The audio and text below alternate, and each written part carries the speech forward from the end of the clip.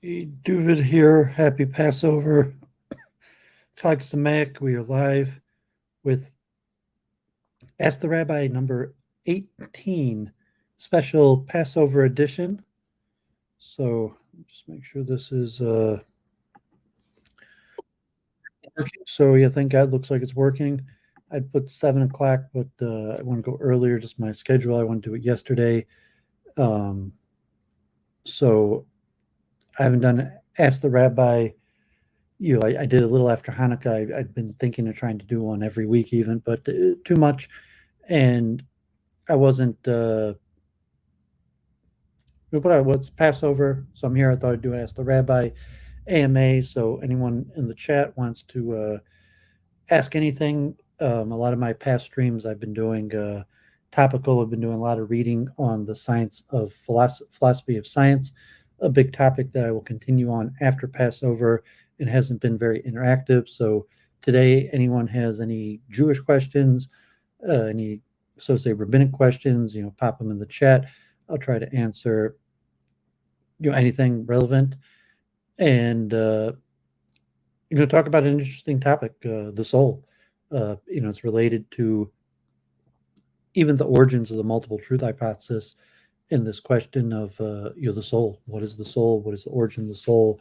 The meaning of the Jewish conception, how we understand the mind, body, soul dichotomy, spiritual, material realm, a little Kabalah, a little history, and it's pretty interesting.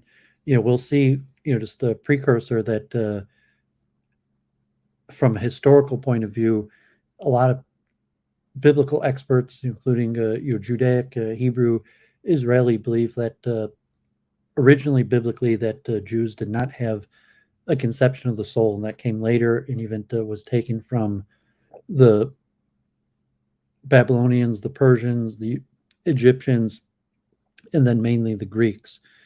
And you have today basically two main schools of the Neo-Aristotelians, which would be the Maimonides camp, which we'll look into a few articles, and the Neoplatonist camp, which would be the Kabbalists.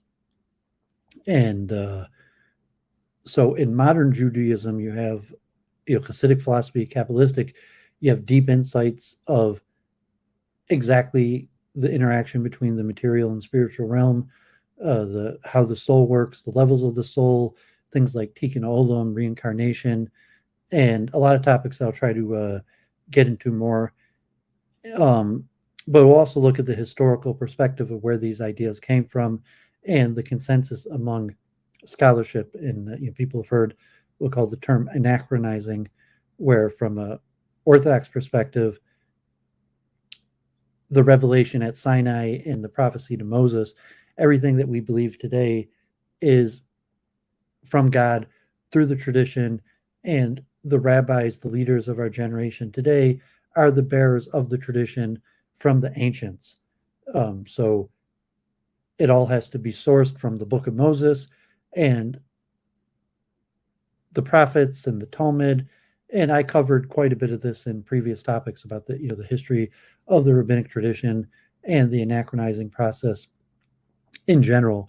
But so to say, like from the modern conception, Kabbalistic mainstream conceptions, that most believers within Hasidic Jews, Orthodox Jews, would say that's what we always believed, versus the scholarly opinion among academics, Israeli archaeologists, scholars.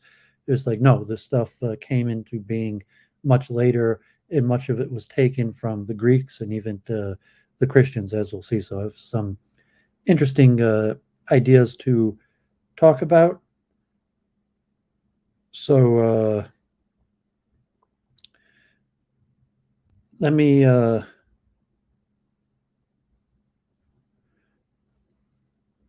jump right in with a screen share. Sorry, don't have anyone watching, and I got to get. I have a lot to say. I prepared a lot to say, so hopefully, if people watch this later, it'll be useful. And it's Passover, so put a little Torah out there, and you'll release some studies and some of the things I've been thinking about, and then try to tie it into the bigger picture of so to say, my intellectual trajectory. So I'm going to do a screen share, make a blessing here. Okay,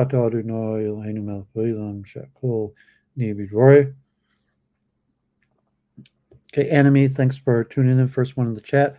God bless. Happy Passover. Okay, so just showing on my channel here, I had recently the Science of Philosophy series, and I did a lot of reading, and it's important. I'm going to come back to this probably after Passover, maybe next week, Sunday. I will do a stream going over the first 5 episodes and put it into direct relationship to the multiple truth hypothesis and talk about the next 5, which will be more in depth. And so I haven't focused on Judaism at all, and it was mostly the Western tradition of the scientific method. And so that's the main area of my study right now. But Ask the Rabbi is actually my most popular YouTube series. And so we're on episode 18 here. And related to some of the stuff we're going to talk about, the half-Jews, intermarriage, history, biblical Israeli law was Ask the Rabbi number 6. And I talk a little bit about the anachronizing process and, sort of say, well, are you Jew if your mother's Jewish? Are you Jew if your father's Jewish? Patrilineal, matrilineal descent. And most scholars believe that it shifted at some point. And, the question is, why did it shift? Was it influenced from the Greek and Roman law versus a traditionalist perspective would say that the tradition, like Maimonides' principle, the Torah, the tradition we have in front of us is the tradition unchanged from Sinai, from God's revelation. Specifically, the stream on reincarnation is directly related to what we'll be talking about today in terms of the soul. And, because reincarnation is based on the soul. AIC3 Black, good to see you. Thanks for tuning in. Happy Passover, happy holidays. So Ask the Rabbi number 12 on reincarnation. I talked about Tikkun Olam, and reincarnation is largely based on the soul concept. And similar to reincarnation, we talk about the Zohar, where the Zohar interprets the books of Moses in a way that words that are used in the Bible are understood to be code words for spiritual concepts, including reincarnation. And we say like the Levirate marriage and the various things, but that was a key topic in reincarnation. And so, well, was reincarnation mentioned in the Bible? Is it even mentioned in the Talmud? Well, not really, not in so many words, not directly. However, the Zohar said yes, it was always understood. We always believed in reincarnation, but for whatever reasons, it was hidden. And there's certain code words that are meant to refer to these spiritual subjects. And that will be the same with the soul and the modern Hasidic Kabbalistic understanding. It's all sourced in the books of Moses and later rabbinic works. And it was said, well, the wisdom was always there. It was just hidden and coded. And then you'll see, certain code words. So we'll see a little bit of that. And also in the meaning of Jewish music, which was actually last Passover. And I did, some chanting on that and covered the concept of Yehudim, which has some crossover to the soul and like the Tikkun and also to reincarnation. Tikkun Olam actually directly refers to reincarnation, but say the reason we're here is to perfect ourselves with these certain imperfections, and these imperfections could be from previous lifetimes, from the fall of Adam, from the breaking of the vessels in Kabbalistic theology. And Jewish music and the repentance process also has connections to that, and like the soul. So we'll talk a little bit about that. In the history of the Hasidic movement, I didn't cover too much the Hasidic philosophy and more, the people. But so people could check the earlier Ask the Rabbi series, and a few of those specifically on reincarnation and Jewish music will have a little overlap with some of the Kabbalistic teachings.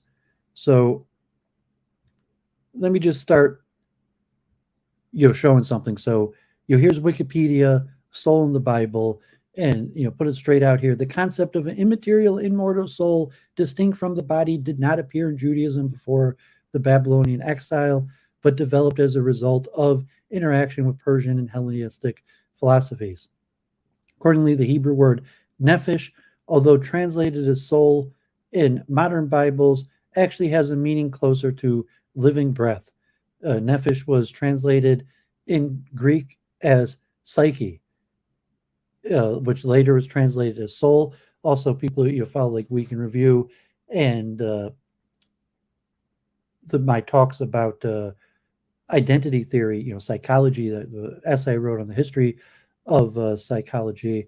Just put that in here, duvid.com, and my essay on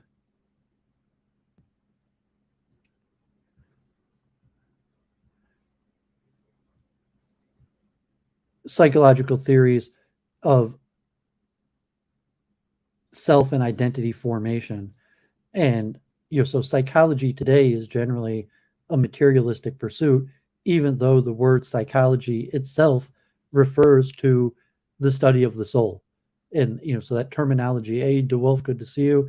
So I'm covering the soul and some interesting Jewish topics, but also an AMA. So if you have anyone willing to have guests, if someone really wants to pop on and talk a little bit, but I have a lot of material to cover. So psychology today means like the study of the mind in a materialistic fashion, even though psychology literally means the study of the soul. So the irony of the history of the word. But what we translate nefesh in the Bible as soul, it really means the living breath, and it's unclear at the time if that referred to soul in the way that we mean it today. And what exactly did they mean soul? We talked like Week in Review. I mentioned things like hylomorphism and the Aristotelian sense of the older dualism, where the dualism was not between mind and body or the spiritual and material realm, but was between substance and form. So many people interpret the Bible in the original understanding of the dualism would be a hylomorphism of form and matter and form. And so, Adam named the animals, the form. God formed man out of the dust, out of the earth, and gave form, and then blew the spirit of life into man. And, but we'll see this general academic consensus that the original Hebrew Bible did not have a contemporary concept of the soul, in the modern Judaic understanding of the soul was largely taken from the Greeks, possibly some from the Persians, Zoroastrians, or other topics. However, from the believer's perspective, that's absolutely not the case, and everything is sourced in the Bible. So here is a perfect example of the way biblical interpretation works. So here is, I remember this was one of the first things I heard before I went to Israel. Genesis 2:7, and the Lord our God formed the human from the soil's humus, from the dust of the earth, blowing into his nostrils the breath of life, and humans became a living being. And here you use this word nishmas, neshama, and we'll talk about later, like the contemporary Hasidic Kabbalistic understanding, the 5 levels of the soul. But the word neshama, nishmas, nefesh means breath, and there's some, like what it meant in Homer and the Iliad and various contemporary literature of the time.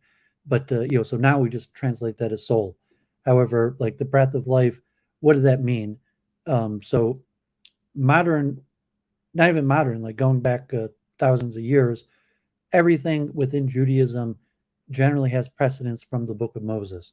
So here you have, if you notice the word here, Vayetzer, the first word, has two yuds, like Yetzer Hara, Yetzer Tov, the inclination to good and the inclination to bad. And we'll talk about that more in depth in relation to the Judaic concept of the soul, where there's an inclination inside of us to do good and an inclination inside of us to do bad. But that's not really what it says in Genesis. However, there's an extra yud that would appear grammatically, an unnecessary yud. So you see Rashi here, and you see the word Vayetzer, and God formed. Here the letter yud is written twice to intimate that there were two formations, a formation of man for this world and a formation of man for resurrection. And in the case of animals, however, which will not stand after death for judgment before God, the word referring to their formation, Vayetzer, with one yud. So Vayetzer by an animal is with one yud, as opposed to a man is with two yud, because a man has two souls. And here you can see another Vifak Biapov, and breathed into his nostrils. He made him both of earthly and heavenly matter, the body of the earthly and the soul of the heavenly. For on the first day were created heaven and earth. On the second, he created the firmaments for the heavenly beings. And on the third, he said, let the dry land appear for the earthly beings. And on the fourth day, he created the lights for the heavenly earth. And the fifth, he said, let the waters swarm for the earthly beings. Consequently, on the sixth, there had to be created a being composed of both heavenly and earthly matter, for otherwise there would have been envy, lack of harmony among the works of creation, and that there would have been devoted to one class of them one day more of the creation than the others. So this is a classical, this is Rashi, the most famous rabbinic commentator that is listed in most contemporary. So you see that these later, we'll say, innovations were said to be the secret teachings of Judaism the whole time, and incorporated through commentaries on the Bible, and usually through looking at the precise way words are worded, and then later Kabalah through techniques like gematria and other Kabbalistic techniques that were to let us have deeper knowledge. So, say from the historical perspective, these ideas came later, and they were added through commentaries on the Bible, and were taught, so to say, to the the people that because generally Judaism is authoritative because of the legends of our forefathers and God and the revelation at Mount Sinai. Like it's Passover right now, and the main thing of Passover is the memory of leaving Egypt. So if we had this knowledge, it was given to us at Mount Sinai in the desert by God, and the oral tradition, the rabbis always had this knowledge and may have kept it hidden to the majority of people for various reasons. And then later it got written down and spread. So it wasn't, innovated at a later time or copied from other cultures. For whatever reason, it was just revealed later. And the people who revealed it, believed that, well, the sages always knew this. And if, they hadn't revealed it, there'd been a good reason why they hadn't, as opposed to the historical perspective was that it was just an innovation. It was copied from, the Greeks, from the Christians, from philosophers, and then incorporated through biblical commentaries. And so we'll see this over and over again. The academic understanding is that these are all innovations and copying mostly from the Greeks.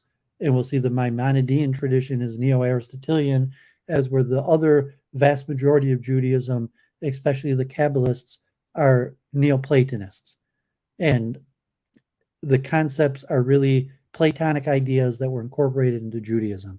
And also interesting, Maimonides doesn't necessarily bother that to say that the sages always knew this, and to say that it's really the faculties of rationality that any thinking person could think this through. So the Bible, it didn't have to be some secret teaching that was passed generation through generation.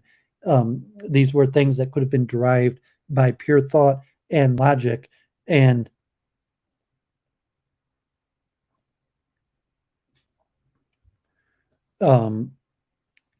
does not necessitate this like special secret wisdom. And just John in the chat, us regarding Mount Sinai is the Jewish people, and saying the reason I am a Jew is because I'm a descendant of the forefathers Abraham, Isaac, and Jacob, and my ancestors were slaves in Egypt and left Egypt.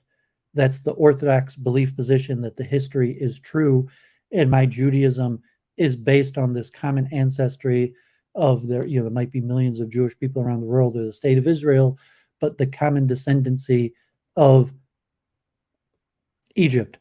And that's the Passover holiday. If you know the four children in the Haggadah, the wise son and the wicked son who removes himself, who doesn't say we. That the wise son says it was we were the ones who left Egypt, as opposed to the wicked son says they were the ones who left Egypt. So, and I always say, like a lot, like Henry Abramson, I called him out on that many times, and I think he even accepted the Musar. We talk about Jewish history, but like they, and it's like, shouldn't you mean we? Don't you mean us? We? And it's like, no, it's not they. If you're a Jew, this did not happen to them. It happened to us. And that's specifically a key element of Passover. Anyone familiar with the four children, the wise, the wicked, the one who doesn't know how to ask? That's the difference between the wise and the wicked son. The wise son says us, and the wicked son says them. Okay, so here you see an example. I'm not going to go too much into like biblical hermeneutics, but like the Zohar is basically all biblical hermeneutics. And as I mentioned in the reincarnation stream, is that certain nuances and terminology in the Bible is reinterpreted or revealed, from a PaRDeS to have a deeper level, not reinterpreted, but saying this was always the hidden message for those who had been in the known of the secret meaning of the Bible, and these nuances, that there's certain code words that mean something on a like the pshat, the PaRDeS, the pshat, remez, drush, sod, where pshat, it has a simple meaning that you could read to have a basic message, like the Talmud says the Bible speaks in the common language of man.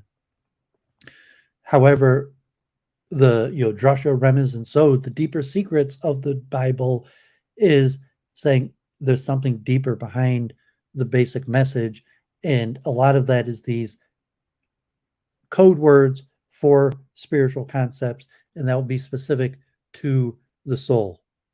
So just putting it out there, and we'll cover it back many times, back and forth between the historical interpretation and the Orthodox interpretation, and just saying from the historical interpretation, these things were innovated or copied from other cultures and anachronized into the Bible, just making it look like this is what we always believed.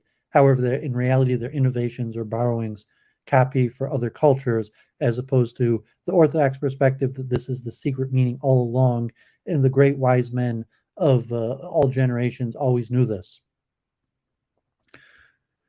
Okay, so on the Jewish music stream and the reincarnation, like this is basic Kabalah. You hear the pictures. I'm not going to do like a review of the four sons, not the four Talmidim, the four students. I mean, there's the four types of students in Pirkei Avos, the four sons at the Passover Seder, the wise, the wicked, the simple, and the one that doesn't know how to ask. And the exact statement, the wise son asked, what is this that happened to us in Egypt? Meaning that I'm a Jew, whatever happened in Egypt happened to me. And then the wicked son, what is this that happened to them? and that separating to say whatever happened to the Jewish people, that doesn't include me. So that's the four sons in the Passover Haggadah that anyone who celebrated a Passover Seder should be familiar with the four sons in the Gaddah. You could look that up, but don't want to get too sidetracked with that. So I'm going to get more into this in depth, but the Jewish conception of the soul in modern times, besides for the Maimonidean Neo-Aristotelian camp, is Kabalah. And the soul is the four worlds and the 10 spheres. And the essence of the soul, and it will say it's Neoplatonic in the essence that there's an imprint in a match between the spiritual realm and the material realm, or the higher realm, in all realms, from like the godly realm to the highest level of God to the lowest level of material realm. This template is the unifying factor, and like the Arizal's trickle down spirituality of the concept of tzimtzum, of removal, where God created a space within himself, so to say. God created a void. This is the basis of the Arizal's Kabalah. And I don't want to get too sidestep on the Kabalah, but the basics of the Arizal's Kabalah was that God created a void within God's self. You say everything was God. So in order to create the world, first God had to create a void where, so to say, God was absent from. And then for us to exist, first there had to be an absence of God, but then we need God's light, so to say, to trickle down, and that is through this tzimtzum contracting process, and the contractions go through four worlds and the 10 emanations. And the soul is basically the four worlds and the 10 emanations. So you say, well, what is the Jewish soul? The Jewish soul is the four worlds and the 10 emanations, and we're going to talk about like the Nefesh, Ruach, Neshama, Chaya, and Barira, but those also correlate to the 10 emanations and the four worlds. And this template is not just the human soul; it is the basis for all of human reality in the interaction between the material and spiritual realm, and so on and so on. So, I'm not going to go too in depth into that. There's a lot of books on this. I did my tour of my library. I'll talk a little bit about the Tanya. It's probably the best introductory text on the subject, and there's hundreds of online lectures. And anyone who wants to learn Tanya, you go to your local Chabad house, or plenty of resources for people to learn that. But just say the modern day conception, especially among Hasidim, is the soul is the four worlds and the 10 emanations. And on one of these streams, I think on the Jewish music stream, I actually read through most of this. The Wikipedia, the basic explanation of the four worlds. So I'm not going to cover that again. And I'm not really here to teach people Kabbalah or anything like that. I'm just making the kind of obvious basic claim that the Jewish soul, understanding of the Jewish soul, is the Kabbalah, and what is the explanation of the inward working of the human soul, specifically the Jewish soul. It is the Kabbalah, it is the four worlds and the 10 emanations. And actually, so now it's between Passover and Shavuos, and we have the Omer ceremony where, in ancient times, there used to be a grain offering at the temple, and now there is the chanting of the Omer from, today being the fourth day through the 49th day. The 50th day is Shavuos. Like the Lent comparison, or Pentecost in Catholic tradition. But anyone familiar with Jewish ritual, each night after the nightly prayer, we say Spheres Omer and we count a day, and then there's a Kabbalistic invocation. And this is the most universal of all Kabbalistic prayers. Even most Ashkenazim include this prayer. And, Log Omer, the 33rd day of the Omer, is the Yortzeit, the disappearance day of Rabbi Shimon Bar Yochai, Log Omer and Rome, and the author of the Zohar, and one of the biggest expounders of the Kabalah. But of interest is after the day of the bottom 7 spheros. So the first day, there's Chesed, Gevura, Tiferes, Netzach, Hod, Yesod, and Malchus. And so, as we talked about last time, that the Arizal's Shavur Sechelim, the breaking of the vessels, first when God had the form of Tzimtzum and the contractions, that it just had one level and the vessels broke, and that's the origins of Tikkun Olam and like the purpose, the explanation for the understanding of like why we're here and the source of evil, and to gather the sparks. And so when the vessels were rebuilt the second time, they were interspersed, and so that each vessel had an element of all the other vessels within it. So for Log Momer, for 49 days, 7 times 7 of just the emotive, the bottom 7 attributes, like the first day Chesed Sheba Chesed, second day Gevura Sheba Chesed, the third day Tiferes Sheba Chesed, today Hod Sheba Chesed, the Netzach Sheba Chesed, Yesod Sheba Chesed, Malchus Sheba Chesed, and then on to Yira, Chesed Sheba Yira, Yira Sheba Yira, and each day is a certain emotive attribute, quality of the soul. And these are also related to reincarnation, the tikkun, in that people have certain defects at birth. And the reason we take birth is to perfect that defect. And that defect, so to say, would be given a placeholder. And the placeholder would be something like the kindness of fear. Like Chesed Sheba Yira, and then a place in the world where the 4 worlds. So you'd have a character, a sphero within a world. And so from a soul like template, that's the main conception, and like the levels of the soul are, we'll get to that soon, of like the Nefesh, Ruach, Neshama, those parallel the worlds. The lowest world would be Nefesh, the next world would be Ruach of breath, and the third world would be Neshama, and then the Yechida would be the highest world, and then Bria, the highest level of the soul, would be even higher than the worlds of Ein Sof. But so these concepts of the soul is the Kabalah, and so it's Log Omer, it's part of the ritual, and so right now in the first week of Passover, we're focusing on the Midah of Chesed and divine kindness.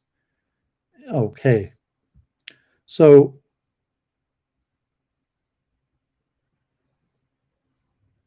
the 2 main texts of the soul are the Chabad text. So it's most texts, I'm going to read a little bit later on an article, the comparison of the Jewish and non-Jewish soul, and a little bit more of the controversial stuff. But historically, there weren't systematic books that gave like a systematic metaphysics of Jewish belief. And the Tanya is not necessarily the first systematic book. Possibly the Arizals, written by a student, Chaim Vital, are from the first systematic books on metaphysics, although it's written in Aramaic in a secretive way, so that, theory that, the teaching should only go to, the wise students who are capable of decoding the secretive way that it's written in, as where Tanya is one of the first books that is written for the masses with a systematic Jewish metaphysics. However, Jewish metaphysics, in opposition to Christianity, Judaism is not a religion of belief, it's a religion of practice. And almost basically all books, like even Duties of the Heart, which was one of the first streams I did covering, like 900 years ago, written in Arabic, Duties of the Heart, talking about the mitzvahs, Shibboleth, the commandments of the heart. Interesting, we'll talk also historically, you had the word lave, which means heart, which was kind of like soul. So the word, which parallels, certain the Greek or the Egyptian belief that the seat of intellect was the heart. So it wasn't necessarily believed that there was a separate immaterial soul. The word heart was used to imply the soul. But the famous text, The Duties of the Heart, which I did a whole series on. Aquarium T, good to hear for you.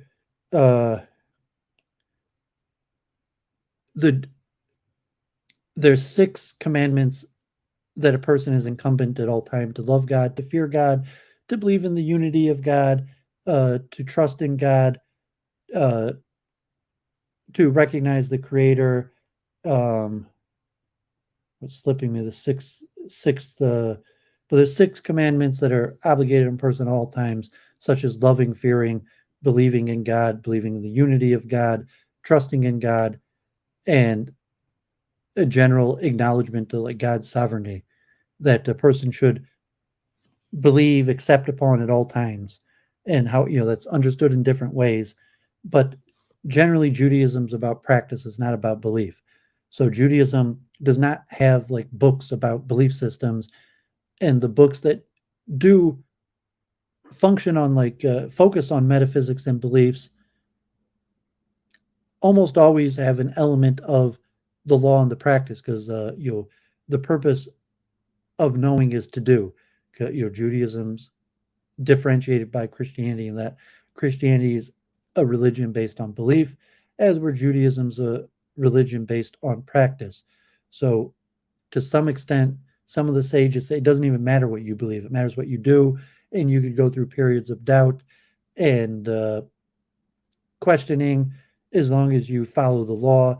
And the purpose of understanding the philosophy is to do better. And we'll talk about that more in depth with Maimonides. So saying that even the Tanya is not really like a philosophical treatise on metaphysics. It also focuses more on practice, although it does lay out the basic metaphysical understanding, the explanation of the soul, why we're here, cosmology, and the Ramchal. I also did the Path of the Righteous, and that has a lot of metaphysics, that has why we're here, what's the purpose, a little functioning of the soul, but it's more on a self-improvement, practical purpose, how to be a better Jew, how to love God more, and how to be more in line with the law, more observant. And all Jewish philosophical, theological books within the tradition focus on observance to the law, that there is no philosophy and belief separate from the law. But within that, there's a lot of Jewish books in the last 500 years on Jewish theology, conceptions of the soul, and metaphysics. And it's mostly dualistic, or you could understand it as monistic, depending on how you understand the Kabalah. And the Tanya is the main text of the Hasidic movement, and I covered in the history of the Hasidic movement, saying there's many streams and different sects within Hasidism. The Baal Shem Tov had a circle of students. His main student, the Maggid Mizrich, and the first Lubavitcher Rebbe was the Rav, one of the major students. And one of the things that the Maggid of Mizrich wanted the Baal Tanya to do is to codify certain aspects of Hasidus. And so the Baal Tanya, the Shulchan Aruch Rav, wrote a law book, and I covered in my history of Hasidic movement, and also the Tanya. And the Tanya is kind of like a basic theology, metaphysics of the Jewish soul. So, that's definitely the first book to go to. However, and here just to mention, the basics of the Chabad, you talk about the Nefesh HaBehemis, the animal soul, and the godly soul at odds with each other. And from the Tanya's purpose, like, theology isn't just to believe, theology is to understand, and saying, well, what's my purpose? My purpose is to follow the law and come closer to God. Well, why is it so difficult? Because there's a struggle going on within me. And I mentioned, I started out with the verse in Genesis about the V'yetzer, the two Yuds, and that's because there's a Yetzer Hara. There's an animal soul and a godly soul within me that are fighting with each other. And the animal soul is telling me to be material and to sin, and the godly soul is connected to God and telling me to be good in the internal battle. And that's, in essence, the heart of Jewish theology, this struggle between the Yetzer Hara and the Yetzer Tov. So, in opposition to the Baal Tanya was Rav Chaim Belozner, who was a student of the Vilna Goan, who excommunicated the Hasidim, and the Rav Chaim Belozner continued the excommunication, excommunicated Rav Nachman of Breslov and also Chabad, and wrote a book. The Vilna Goan was still a Kabbalist and held most of the same things. Was a scholar of the Zohar, and his student Rav Chaim Belozner, who started the yeshiva movement with my stream on the history of the yeshiva system going back to Chaim Belozner, was also a Kabbalist. And he wrote a book on the soul called the Nefesh HaChaim, the soul of life. And it is translated on Sefaria. God bless the memory of William Davidson. And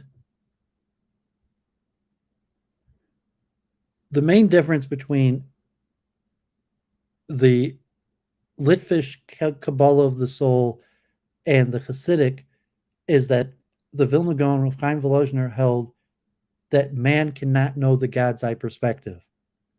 So the Hasidic, the Baal Tanya generally say, okay, we're men and we're fallible, but possibly we could be perfected and see things or understand things from the God's eye perspective. However, the Chaim Belozner in the school of Vilna Goan said that is heretical. You can never know things from the God's eye perspective. And possibly also we'll talk about the difference between the Jew and Gentile soul soon. Also, I have a long article and we'll go in depth about that. But the concept of in the Tanya where it says that the godly soul is part of God Himself. They say, my soul is God, God itself. God is within me, the highest, whatever understanding, the highest element of God, that is the essence of the Jewish soul, as opposed to the Gentile soul. But it's unclear, you'll say, whether that is universal. And coming down, well, can you see things from the God's eye perspective?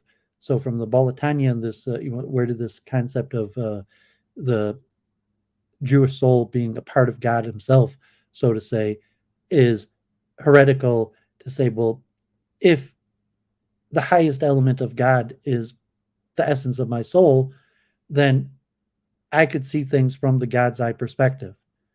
And so generally the Nefesh HaChaim of Chaim Belozner, the Vilna Goan, the Litvish anti-Hasidim Misnagim, who still studied the Zohar, said that no, that's a step too far, and that man can never see things from the God's eye perspective. We could understand certain elements.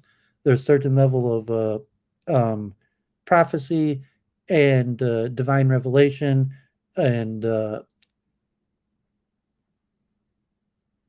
your rabbinic wisdom that has been, so to say, revealed by God. However, man will never see things from the God's eye perspective.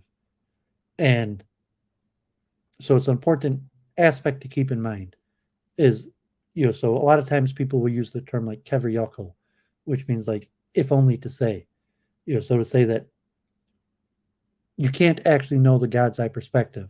So say if to say like if I were God, if I were looking at it from God's eyes, so to say God's perspective, then this would be how to understand it. And so you'll have that two strains in Kabalah and Chassidus. So a lot of times in Chassidus and Kabalah, you do have the understanding that a Kabbalistic master can actually see things from the God's eye perspective. And also, have things to do with like incantations and magic and various things. If you could understand things from the God's eye perspective, then you could also maybe change the material workings, karma, miracles, or various things. And, so, the history of the Hasidic movement, many of the Hasidim were miracle workers, and because they believed that their prayer, they could intercede, or through holiness and understanding that they somehow like bypass the limitations of the human form and could function from the God's eye perspective. So most, the Vilna Goan and Chaim Volozhiner, who excommunicated the Hasidim, said that was heretical. Man could never see things from the God's eye perspective, and rabbis, holy men, do not perform miracles. You'd pray, God performs miracles, and maybe having someone pray for a person and, believe in prayer, but in the fact like, oh, he understands Kabbalah and therefore he could do miracles. Like, no, that is heretical. There is no understanding of Kabbalah that will ever let you do a miracle. You could never see things from the God's eye perspective. You can never be performative from the God's eye perspective. But, this element of the Zohar and Kabbalist, that wasn't in dispute. So say the Vilna Goan, the Chaim Volozhiner were Kabbalist. They had the same general tradition, accepted understanding of the Kabbalistic tradition, the Zohar and even the Arizal or other Kabbalists. They just thought it was limited in scope to some level of wisdom that could be understood, but it didn't mean as much in the sense that you're still never going to understand it. We can't see from the God's eye perspective, and we can never perform miracles or practical magic or anything like that. Okay, so yes, any questions, or if you want to talk, pop on and chat a few minutes or something. I have a few more things. I have some articles to read that will be more in depth. That'll be easier. Just read some articles. So let's look, just some basic. This is Chabad.org, and yes, like John Williams here, like according to the Vilna Goan, there is no Jedi level. Like like there's no miracle levels. There's no special thing that like happens when you start studying Kabbalah. And you might have a deeper knowledge of philosophy, theology, metaphysics, but you're not going to achieve some like special level from studying Kabbalah. That's a misnomer and even borderline heretical, and part of the reason why the Vilna Goan and the Chaim Volozhiner excommunicated the Hasidim. Okay, so this is really interesting. This is a really key understanding for Jewish metaphysics and the mind, the dualism of the spiritual and material realm, or possibly a monistic understanding, is that, like I said, the Jewish soul is the spheros, the 10 emanations, and the 4 worlds. However, the understanding is that, so to say, the garments of the soul is the faculties of the soul is thought, speech, and action. Man has 4 faculties. which the soul is in charge of, and those are specifically thought, speech, and action. And so metaphysically, to say the I that has free will, control over what I do on any level, and whether it's a physical, metaphysical level, is, and say where are these? Say is thought, which Maimonides and a lot of the Kabbalists will say thought is actually not part of the material realm. Thought is part of the spiritual realm. But so the soul is clothed in thought. The most inner garment of the soul is thought, and the next outer garment of the soul is speech, and speech starts the interface with the material realm. And if you're looking in the four worlds, where and then action is the most outer garment of the soul, and action is the garment, the exterior garment of the soul that interfaces with the material realm. And so the Kabbalists are very precise in this language of the three garments of the soul, in relation to free will of thought, speech, and action. And so thought is the most inner garment, with speech the next, and action the most extraneous garment. This is a fundamental reality without Hasidus and Torah training, makes for lifelong confusion until a person learns to understand that his essential makeup is clothed in these three levels of thought, speech, and action. He does not understand how to utilize these three levels of garments and, in fact, learn to change them. Changing the garments of the soul is available to everyone. Although the most inner garment of thought is continuous, the content of what a person thinks about is, in fact, under his control. It is an astonishing thing to most beginners and Hasidus to learn that the content of their thoughts process is entirely a matter of free choice. So although a person cannot choose whether he thinks or not, what he thinks about remains his prerogative. And I've talked about this many times in the basis of meditation. Ari Kaplan's Jewish meditation, Hindu meditation, generic non-denominational meditation. The first step is to quiet the mind. So say to try at least temporarily stop the mind from thinking, and then to observe the mind. So say, like, if I actively try really hard to stop myself from thinking, I could quiet my mind. But once I stop actively trying to suppress my thoughts will go through my mind. But with some training, I could start to observe the thoughts going through my mind. And with more training, could eventually control the thoughts going through my mind. And so that's the first garment of the soul.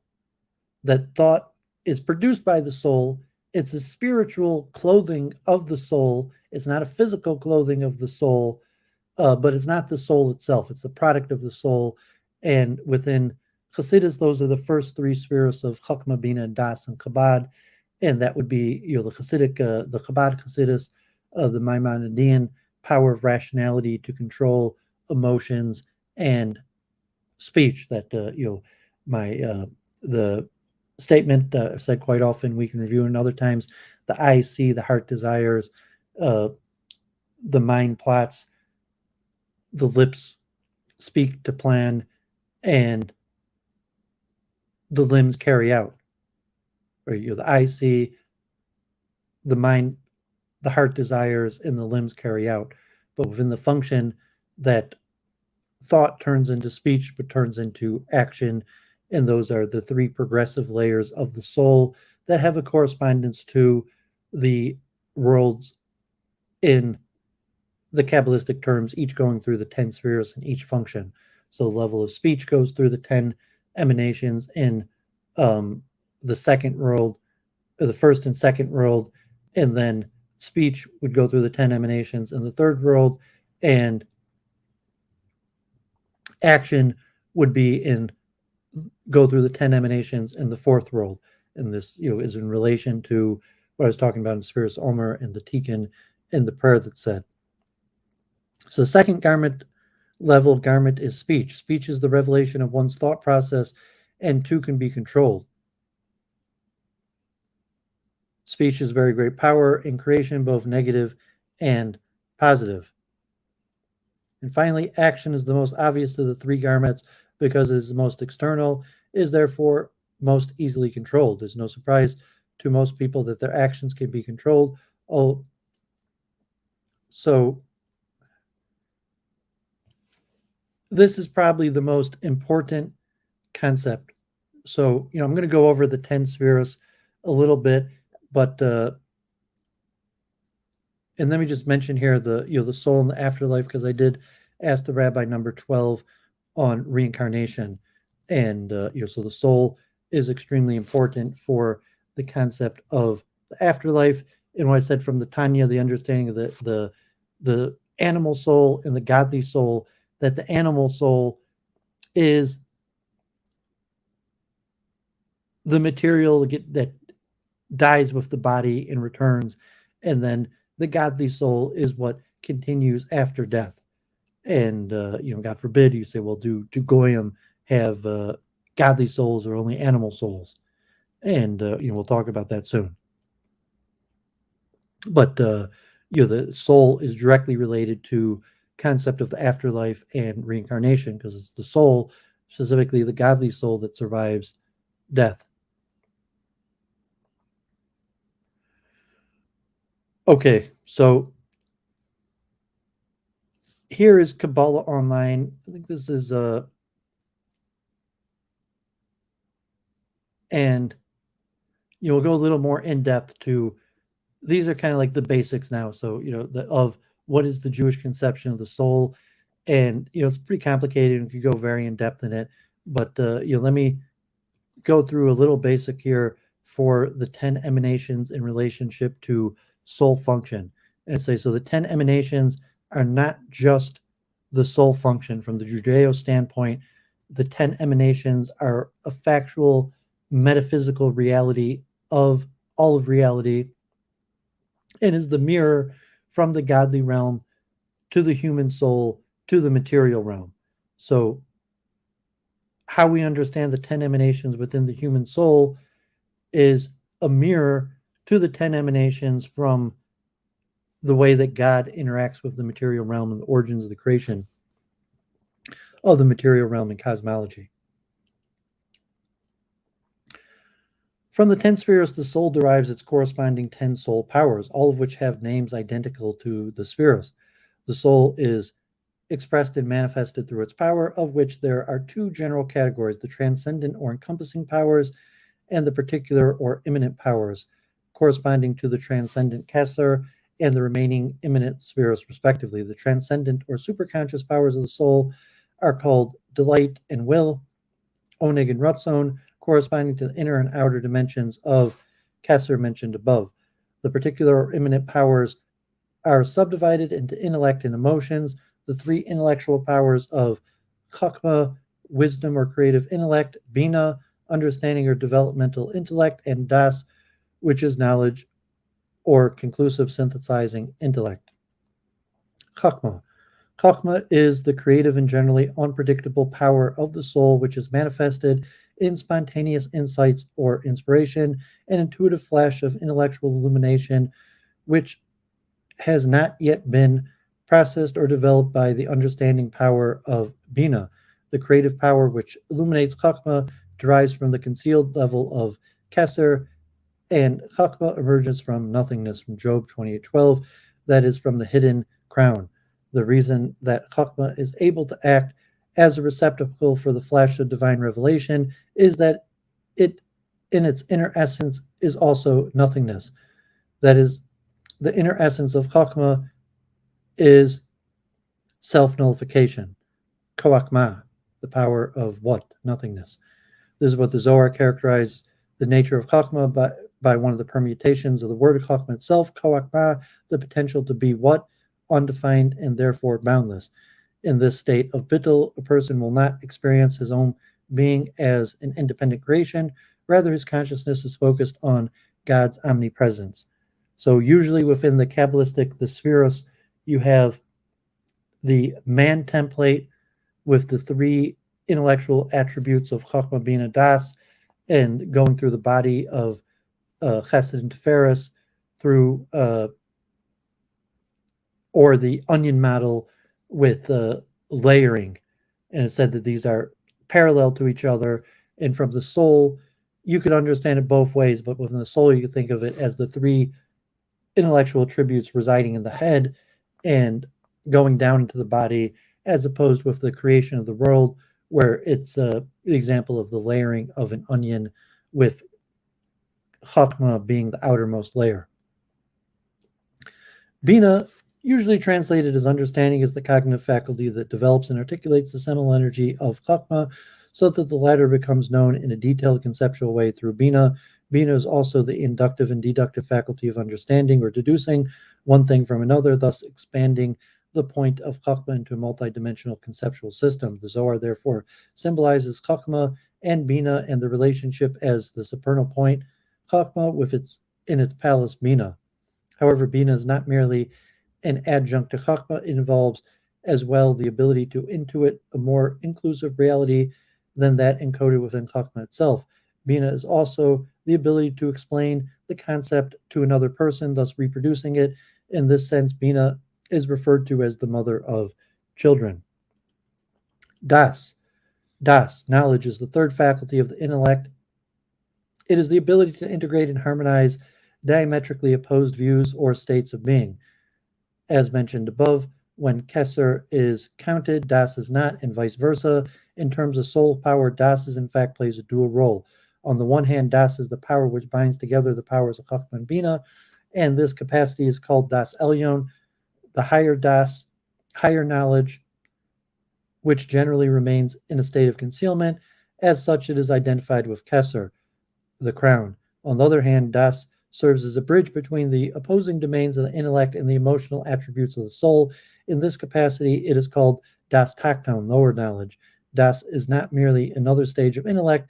It enables one to convert understanding into the vitality and inspiration of the emotions and actions. In this sense, the Zohar refers to Das as the key to the six emotions. A person who possesses Das will therefore exhibit rational, mature behavior, whereas one who lacks Das is emotionally immature and will probably be plagued by inner emotional conflict. Chesed, loving kindness, is the first emotive attribute of the soul. It is the motivating force, is love and benevolence. Chesed is sometimes called Gedula, largesse, for it nourishes the other attributes of the soul into full development and maturity. The Zohar therefore refers to it as the first day, which accompanies all the other days of creation. Of the three patriarchs, Abraham embodied the quality of Chesed, as the verse states, "Give Chesed to Abraham." He is also referred to Abraham, my loving one. Gevura, fortitude, restrictive power, associated with the force of Din, severe judgment, divine judgment, restricts the benevolent expansiveness of Chesed. As a soul power, it represents the emotive attribute of awe and fear, whereas Chesed dictates that one give generously and unconditionally without concern for the intended recipient's worthiness to receive. Gevura argues against doing so for fear that the recipient is not worthy or will misuse what has been given. Accordingly, every opportunity to shower goodness upon someone is assessed in terms of the recipient's merit. On the other hand, Gevura is just as influential in motivating one courageously to uphold another's rights to the rewards which are legitimately his, even in the face of stiff opposition. Should divine justice dictate that someone be extended a particular benefit, the fear of heaven impels one to do everything within one's power to facilitate it. Since Gevura is concerned with maintaining proper measure and proportion within creation, it works to defend the boundaries of the law, be they to one's advantage or disadvantage, requiring courage or trepidation. As complementary forces, Chesed and Gevura actually work together, establishing the rigorous standard of merit that endows subsequent overtures of Chesed with genuine value and meaning for the recipient. Gevura corresponds to the patriarch Isaac as the verse, the one who Isaac fears. Tiferes, corresponding to patriarch Jacob. Tiferes, compassion, is the attribute of the soul which blends and harmonizes the two polar opposites of Chesed and Gevura. Tiferes is also referred to as the attribute of truth, for it depends to some extent on the merit of the recipient. Nevertheless, identity Tiferes tends towards chesed and is therefore known as rachamim. And we get back to this truth concept with the, in covering the science, the philosophy of science, and then so say the multiple truth hypothesis, where people question the relation of truth to science, where truth is metaphysical, and here you see Tiferes as truth, as, so to say, the golden mean between Gevura and Chesed, between judgment and kindness. Netzach. Netzach has many meanings referring to the different aspects of the soul. It implies victory, eternity, and orchestration. Common to all these ideas is a sense of the initiative and persistence necessary in order to overcome the resistance to bringing thought and feeling into positive action. Victory assumes initiative. Eternity implies persistence and orchestration, indicating a creative plan that deploys the other qualities in an intelligent way. The quality of Netzach in the soul is dependent upon the degree of confidence one has that he is doing what God wants of him. Hod, surrender, acknowledgement, is the complementary soul power to Netzach, whereas Netzach thrusts forward, overcoming the barriers between the outflow of benevolence and the intrepid recipient. Hod, a quality derived from Gevura, ensures that the person's success is predicated on his acknowledging the divine source of his power and might. Hod therefore represents sincerity and innocence. The Zohar refers to this complementary relationship as two halves of one body like twins. Yesod. Yesod is the quality which combines all the qualities which preceded into a single creative act, binding the giver and the recipient into a single unit. In technical terms, Yesod binds the higher spheres to Malchus, or heaven to earth. In the soul, this represents a person's ability to bind himself to God's will and thus bring about the implementation of God's plan for creation. Yesod also represents the tzaddik, righteous person, regarding what is said, the tzaddik Yesod Olam, the righteous man is the foundation of the world, for it is he who dedicates himself to fulfilling God's will and actualizing God's plan for creation. Malchus. In terms of the power of the soul, Malchus represents receiving upon oneself the yoke of God's sovereignty and acting in accordance with it as a slave towards his master. Malchus thus experiences itself as a state of lowliness, for it possesses nothing of its own. It is aware that it receives all of its qualities for the other powers of the soul at the same time. Malchus also represents royalty and sovereignty. Only when the king humbly takes upon himself the yoke of heaven is he able to find the strength and wisdom to rule properly. When man does good, his soul disseminates God's abundant goodness and reveals his greatness. Through man's good deeds, certain spirits prevail. For instance, if a person displays compassion towards others, he causes Tiferes to prevail.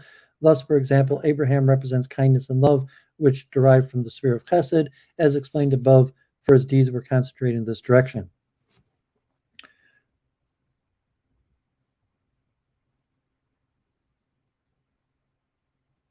Okay, so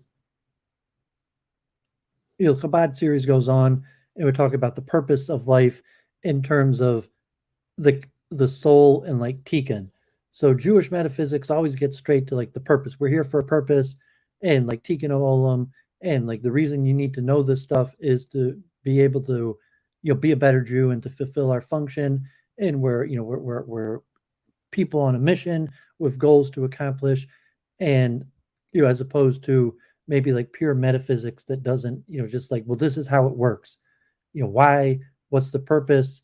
As a separate question. Judaism almost always assumes as a predicate, primitive, that the purpose is a given, and this knowledge is meant to serve the purpose.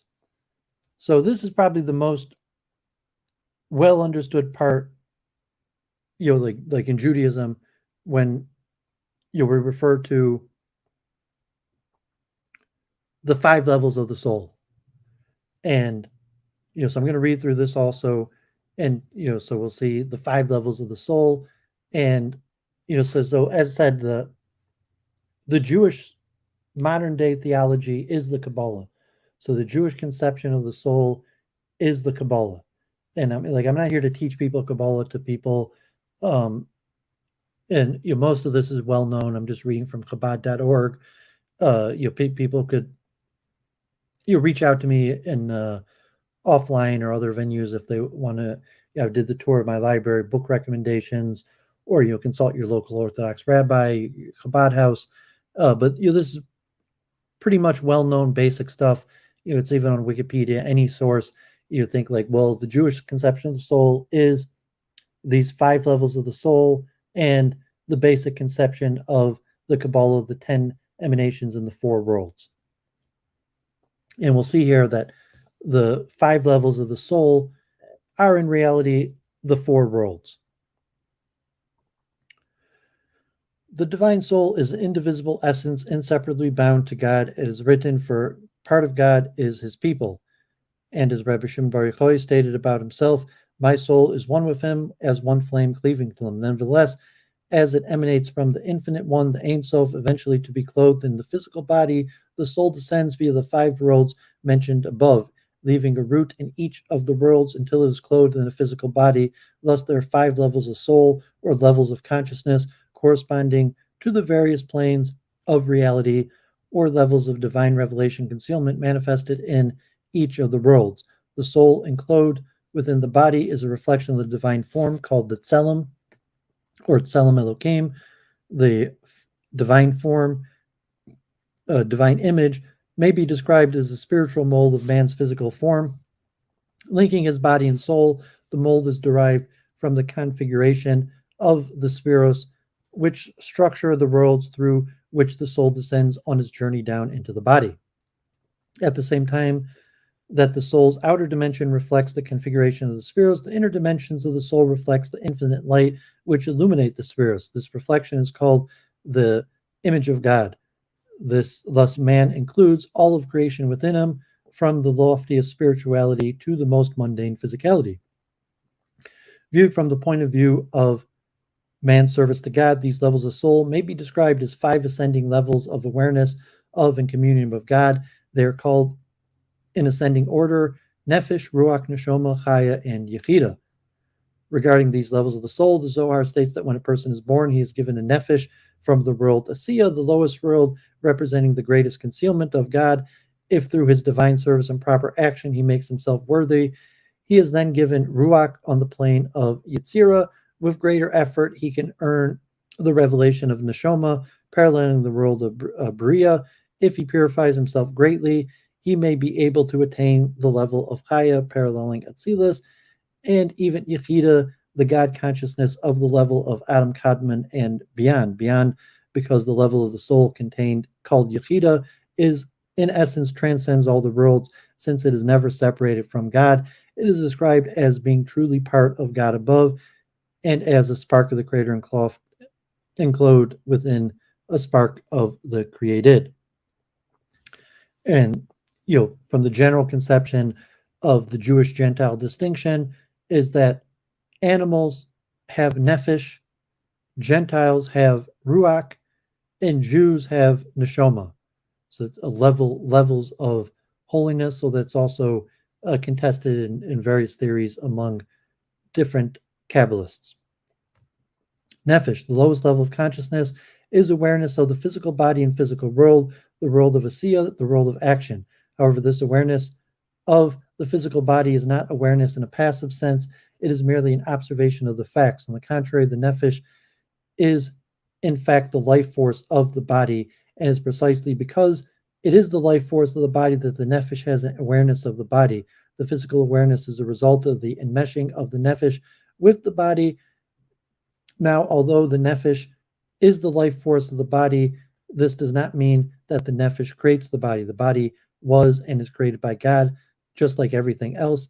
After God created Adam's body from the dust of the earth, he blew into Adam the breath of life. This is the Nefesh, the life force that was blown into the body. It is this part of the person which dies and goes to the grave with the body, just as the world of Asiya, Malchus, and the dominant Sephira, so too with Nefesh, which corresponds to the world of Asiya, the attribute of Malchus of action, is the dominant characteristic of the soul. The divine service associated with the level of Nefesh is acknowledgement of and submission to the supreme authority of God, particularly in reference to the fulfillment of the commandments. It is therefore called accepting the yoke of heaven. Kabbalah's Ol Malchus Shemayim. Ruach. Ruach is the next level of soul, a higher plane of consciousness than the rank of Nefesh. The world corresponding to Ruach is the world of Yetzirah. The primary manifestation of Ruach is in the emotions, just as the primary activity of the six spheres of Zeir Anpin is in the world of Yetzirah. In terms of divine service, this entails arousing the complementary emotions of love and awe of God. Love and awe of God are aroused by contemplating the divine energy which forms and maintains the world of Yetzirah, and by observing the tremendous self-nullification of the angelic beings which inhabit it. Although the intellect may be used extensively on this level of soul, nevertheless, the primary focus of the intellect here is contemplation in order to arouse the emotions. The Talmudic sages therefore refer to this the toil of the heart, through which one comes to love God with all one's heart. Nevertheless, this is a lower level of love, since it is generated by contemplating lower levels of God's creative energy. Neshama. The primary activity of the neshama is in the conceptual grasp of the intellect, and as the verse states, and the soul from the Almighty gives them understanding. The level of the neshama contemplates the manifestation of divine energy in the world of Beriah. Just as the world of Beriah, the primary spirit is Bina, so too in the soul, the primary activity is understanding. Unlike the world of Yetzirah, the world of form and relationship, the world of Beriah is nascent divine energy. It is the notion of coming into being from nothingness rather than structured, quantified existence. Thus, one of the primary meditations of the neshama is the concept of continuous creation and sustenance of life and existence. Neshama analyzes underlying principles abstracted from the categories of thought impressed upon them by the human mind and human experience. It seeks to pierce through the essential rather than the ephemeral. One of the signs that a person is on this level of consciousness is that when the mind is clearly focused on an appropriate divine concept, all the senses become temporarily nullified. Subsequently, due to the abundance of spiritual light one experiences at this level, the emotions of love and awe are automatically aroused, and to a much greater extent than in the previous level, where effort was expended in arousing the emotions. This is referred to in the Kabalah as the rapture of the heart. Here, the heart truly desires godliness, and love is revealed in its fullness of the heart. This is referred to in the verse as loving God with all of your soul. This may therefore be described as communion with God as the creator of the worlds. Chaya. This aspect of the soul called Chaya gazes upon the divine energy of the world of Atzilus, whereas the primary activity of the level of Neshama is to use intellectual comprehension in order to come to communion with God as the creator of worlds. The level of Chaya communicates with God as he transcends the worlds. Here, the soul's knowledge is not in the immanence of divine attributes which identify the nature of divine energy manifested in creation, but rather with knowing what God is not, how God is not limited or defined by the finite universe. Thus, the soul merges into a state of complete nullification of the ego. There is no self-seeking and no self-identity outside of God. Chaya is called loving God with all one's being. This is knowledge of the absolute truth of things. Yechida. Yechida corresponds to the level of the soul called Adam Kadmon. Just as the sublime, pure, and transcendent world of Adam Kadmon cleaves to and reflects the original light, infinite light, so too does the level of Yechida. This is the essence of the soul, which is naturally and immutably bound to the Holy One. Rabbi Shimon Bar Yochai declared, throughout my days and my connection in this world, I was bound to the Holy One, blessed be He, with a single knot at one of Him. This is the level of the soul revealed at the moment of self-sacrifice and martyrdom for the sake of God, His Torah, and His people. Okay, so that covers the first part of what I want to cover. I have a few articles. I'll pop the link in the chat if someone wants to pop on and chat a few minutes, or maybe I'll chant a song or two. And then I have some stuff on Maimonadies and the Kaddish prayer of historical progression perspective, and the question of the Jew-Gentile distinction. So here, from Psalms, mention, this might be a shorter stream today than some of my, ones like maybe less than 3 hours, but I do have a few articles that I prepared to read. But in the Bible, you have words like lave. So we chant Vitar libeni, and purify my heart within me, lavdecha b'emes, to serve you in truth, which is a very common chant. Vitar libeni, liavdecha b'emes. Vitar libeni, liavdecha b'emes. So in a lot of the liturgy, heart is referred to in relation to the soul, and like chesed could be residing in the heart, and so saying terminology in the actual biblical scripture, Psalms, Moses, you have a lot in terms of heart. So recommended by very popular to chant, I think Psalm 51, Lev Torah Berlehim Ruach Nachon Kaddish Bekirbi, Lev Torah Berlehim, God renew within me, created in me a pure heart, Veruach Nachon, and a clean spirit, Kaddish Bekirbi, renew within me. So God forbid I've putrefied myself with sin, but my spirit is pure. God gave me a pure heart, even though I've been putrefied through my own sin, nothing but my own bad deeds, that my spirit could be renewed. Gentile. Well, I mean, the word just John. The Gentile is in the Torah. I mean, goy as nation. So I mean, Gentile is of Greek and Christian origins, referring but if you just translate Gentiles goy, that's clearly in the Torah is the nation goy kadosh, that the Jews are a holy nation as opposed to the nations of the world. But I'm specifically going to read through and cover in depth the origin of the dichotomy of the Jewish soul and the non-Jewish soul, and the origins of that. And then in a future Ask the Rabbi, we'll talk about the origins of the Jew-Gentile distinction in totality, not just the metaphysics of the difference in soul. Hey, Fluent, thanks for tuning in. Lev to arbori Elohim, Ruach Nachon Kaddish Bekirbi, Lev to arbori Elohim,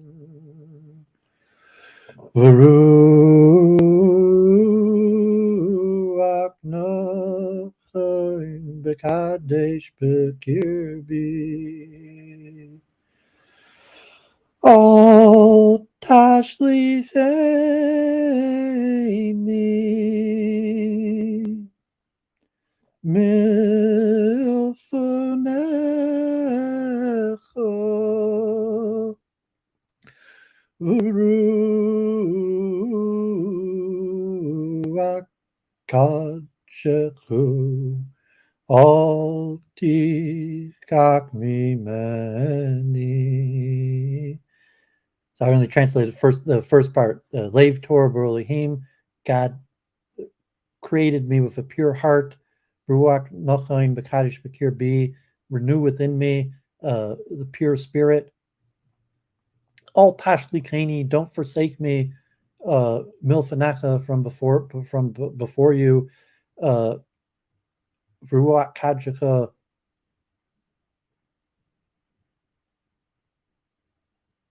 Kaddish, Bakir B. And renew within me the pure spirit. Lev to arbori Elohim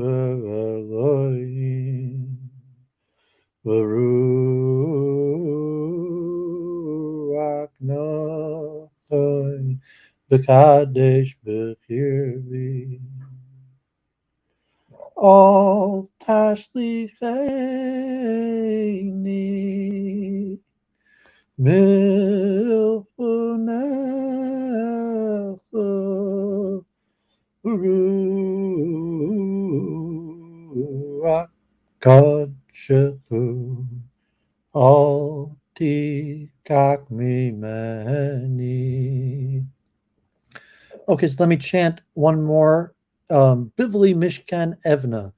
And here also, the word heart is kind of meant to be soul as a general term.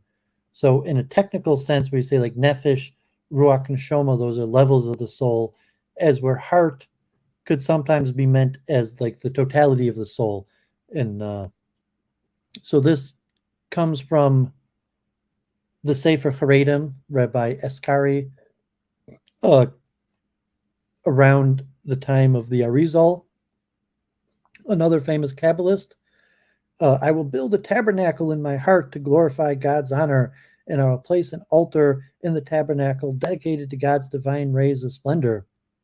And for this eternal flame, I will take upon myself the fire that fueled the binding of Isaac, and I will offer God my soul, my unique soul, as nafshi hachida. So nafshi, if referring to my animal soul, that the lowest level of the soul, that I offer my body, my life to God, I will put myself on the altar for God, at least the lowest element of my soul, referring to the animal soul. Bivol mishkan evna lahadar kevoidoi Umishkan mizbeach usim L'karnei hoidoi U'ner tamidei kakli Esei shakeda U'korbanakriv lo yes nafshi Es nafshi achida U'ner tamidei kakli Esei shakeda U'korbanakriv lo yes nafshi Es nafshi achina. Okay, so doesn't look like anyone took the link. So if there's any questions, otherwise I will continue on with Maimonides and the rationalist anti-Kabbalistic approach. So Maimonides generally does not think that there's a unique Jewish philosophy of the soul, and Maimonides accepts the Aristotelian paradigm of the soul.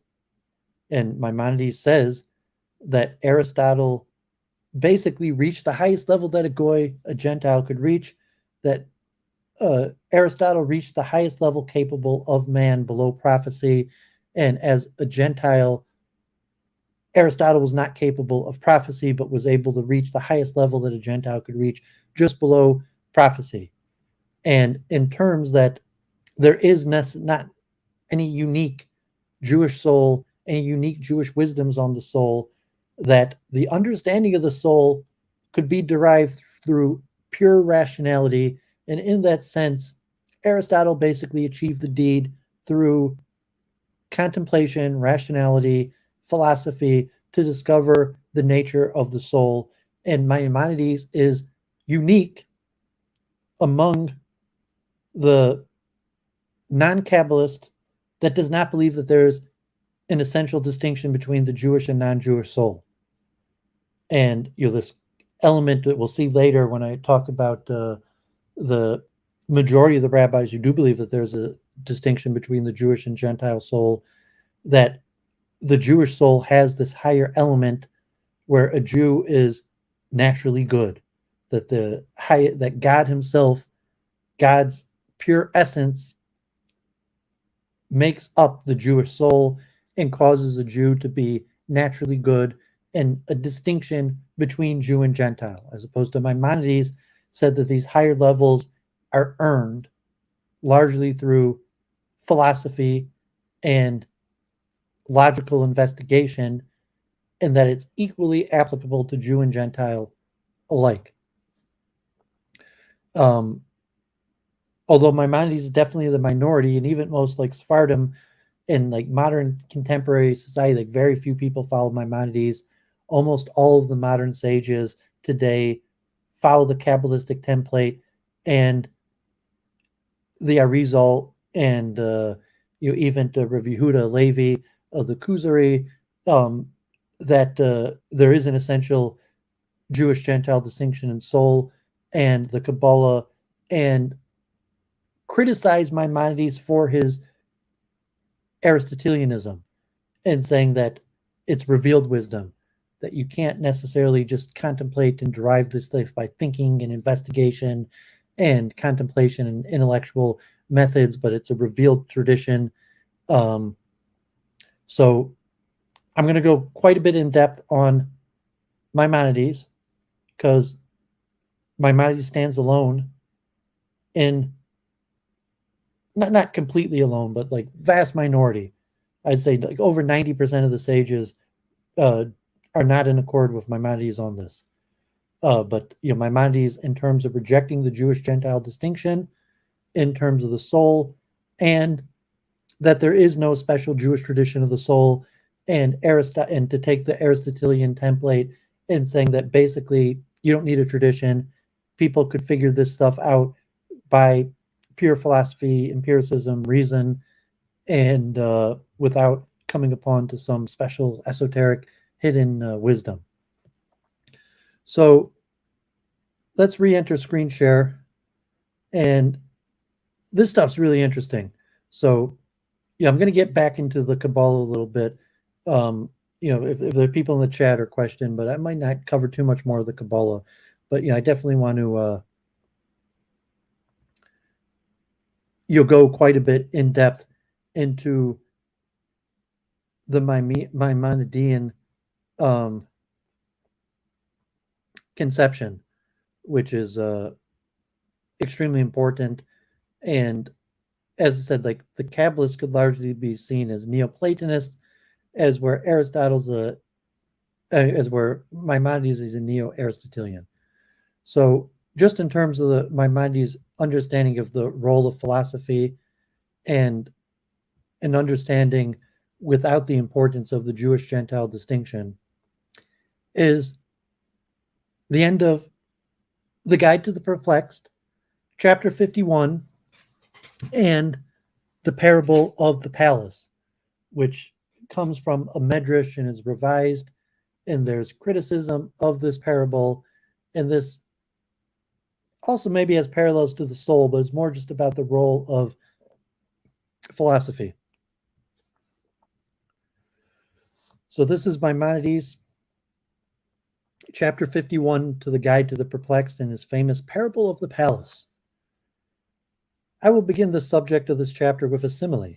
A king is in his palace, and all his subjects are partly in the country and partly abroad. Of the former, some have their backs turned towards the king's palace and their faces in another direction, and some are desirous and zealous to go to the palace, seeking to inquire in its temple and to minister before him, but have not yet seen even the face of the wall of the house. Of those that desire to go to the palace, some reach it and go around and search about in search of the entrance gate. Others have passed through the gate and walk about in the antechamber antechamber, and others have succeeded in entering the inner part of the palace and being in the same room with the king in the royal palace. But even the latter do not immediately, upon entering the palace, see the king or speak to him. For after having entered the inner part of the palace, another effort is required before they can stand before the king at a distance or close by, hear his words, or speak to him. I will now explain the simile which I've made. The people who are abroad are those who have no religion, neither one based on speculation nor one received by tradition. Such are the extreme Turks that wander in the north, the Cushites who live in the south, and those in our country who are like these. I consider these as irrational beings and not as human beings. They are below mankind, but above monkeys, since they have form and shape of mind and a mental faculty above that of monkey. Those who are in the country but have their backs turned towards the king's palace and are those who possess religion, belief, and thought, but happen to hold false doctrines, which they either adopted in consequence of great mistakes made in their own speculations or received from others who misled them. Because of these doctrines, they recede more and more from the royal palace, for the more they seem to proceed. These are worse than the first class, and under certain circumstances, it may become necessary to slay them and to extricate them for their doctrines in order that they should not be misled. Those who desire to arrive at the palace and to enter it, but have never yet seen it, are the mass of religious people, the multitude that observe the divine commandments but are ignorant. Those who arrive at the palace but go round about it, and those who devote themselves exclusively are those who devote themselves exclusively to the study and practice of the law. They believe traditionally in the true principles of faith and learn the practical worship of God, but are not trained in philosophical treatment of the principles of the law and do not endeavor to establish the truth of their faith by proof. Those who undertake to investigate the principles of religion have come into the antechamber, and there's no doubt that these can also be divided into different grades. But those who have succeeded in finding a proof for everything that can be proved, who have true knowledge of God as far as true knowledge can be attained, and are near to the truth, whatever an approach to the truth is possible, they have reached the goal and are in the palace in which the king lives. My son, as long as you're engaged in studying the mathematical sciences and logic, you belong to those who go round the palace in search of the gate. Thus our sages figuratively use the phrase, Ben Zoma is still outside. When you understand physics, you have entered the hall. And when, after completing the study of natural philosophy, you master metaphysics, you have entered the innermost court and are with the king in the same palace. You have attained the degree of wise men, who include men of different grades and perfection. There are some who direct all their mind towards the attainment of perfection in metaphysics, devote themselves entirely to God, exclude from their thought every other thing, and employ all their intellectual faculties in the study of the universe in order to derive therefrom a proof for the existence of God and to learn in every possible way how God rules all things. They form the class of those who have entered the palace, namely the class of prophets. One of these has attained so much knowledge and has concentrated his thoughts to such an extent in the idea of God that it could be said of him, and he was with the Lord 40 days. During that Holy Communion, he could ask him, answer him, speak to him, and be addressed by him, enjoying beatitude in that which he had obtained to such a degree that he did neither eat bread nor drink water. His intellectual energy was so predominant that all coarser functions of the body, especially those connected with the sense of touch, were in abeyance. Some prophets are only able to see, and these some approach near and see, whilst others see from a distant. The Lord has appeared from far unto me. So that's the famous parable of the castle and the importance of philosophy in Maimonides and the Rambam, and saying, so it's interesting that, kind of the ignorant, the people who are willfully ignorant are worse than the unwillfully ignorant, the people abroad who don't even know about the palace versus the people who know about the palace but don't care. And then, the people who know about the palace and are trying to get there and just get there. And once they get to the castle, then they want to enter the castle. And once they enter the castle, here you like the Matin Bailey. So the Maimonides is not even like a Matin Bailey. A castle, you enter straight into the antechamber, and then the king's palace, and then comparing that to the wisdom, and kind of like Descartes, where the trunk, where the roots are metaphysics and the trunk is mathematics, and then the branches. So Maimonides saying that the best of all wisdom is metaphysics, and the spiritual knowledge, that philosophy, and within that you could reach the level of prophecy. And that's what Maimonides says. Aristotle, for example, reached the highest level below prophecy. He got into the antechamber, but did not get to talk to the king. So this is the famous parable of the palace, extrapolated on from a medrash of Maimonides, specifically talking about the importance of philosophy. And from the Maimonidean point of view, is this thought and rationality and contemplation is how one gets to understanding the soul. As opposed to Kabalah, it's a tradition. You need to seek out a spiritual master and humble yourself, and you'll learn secret wisdoms, and these concepts of the 4 worlds and the 10 emanations.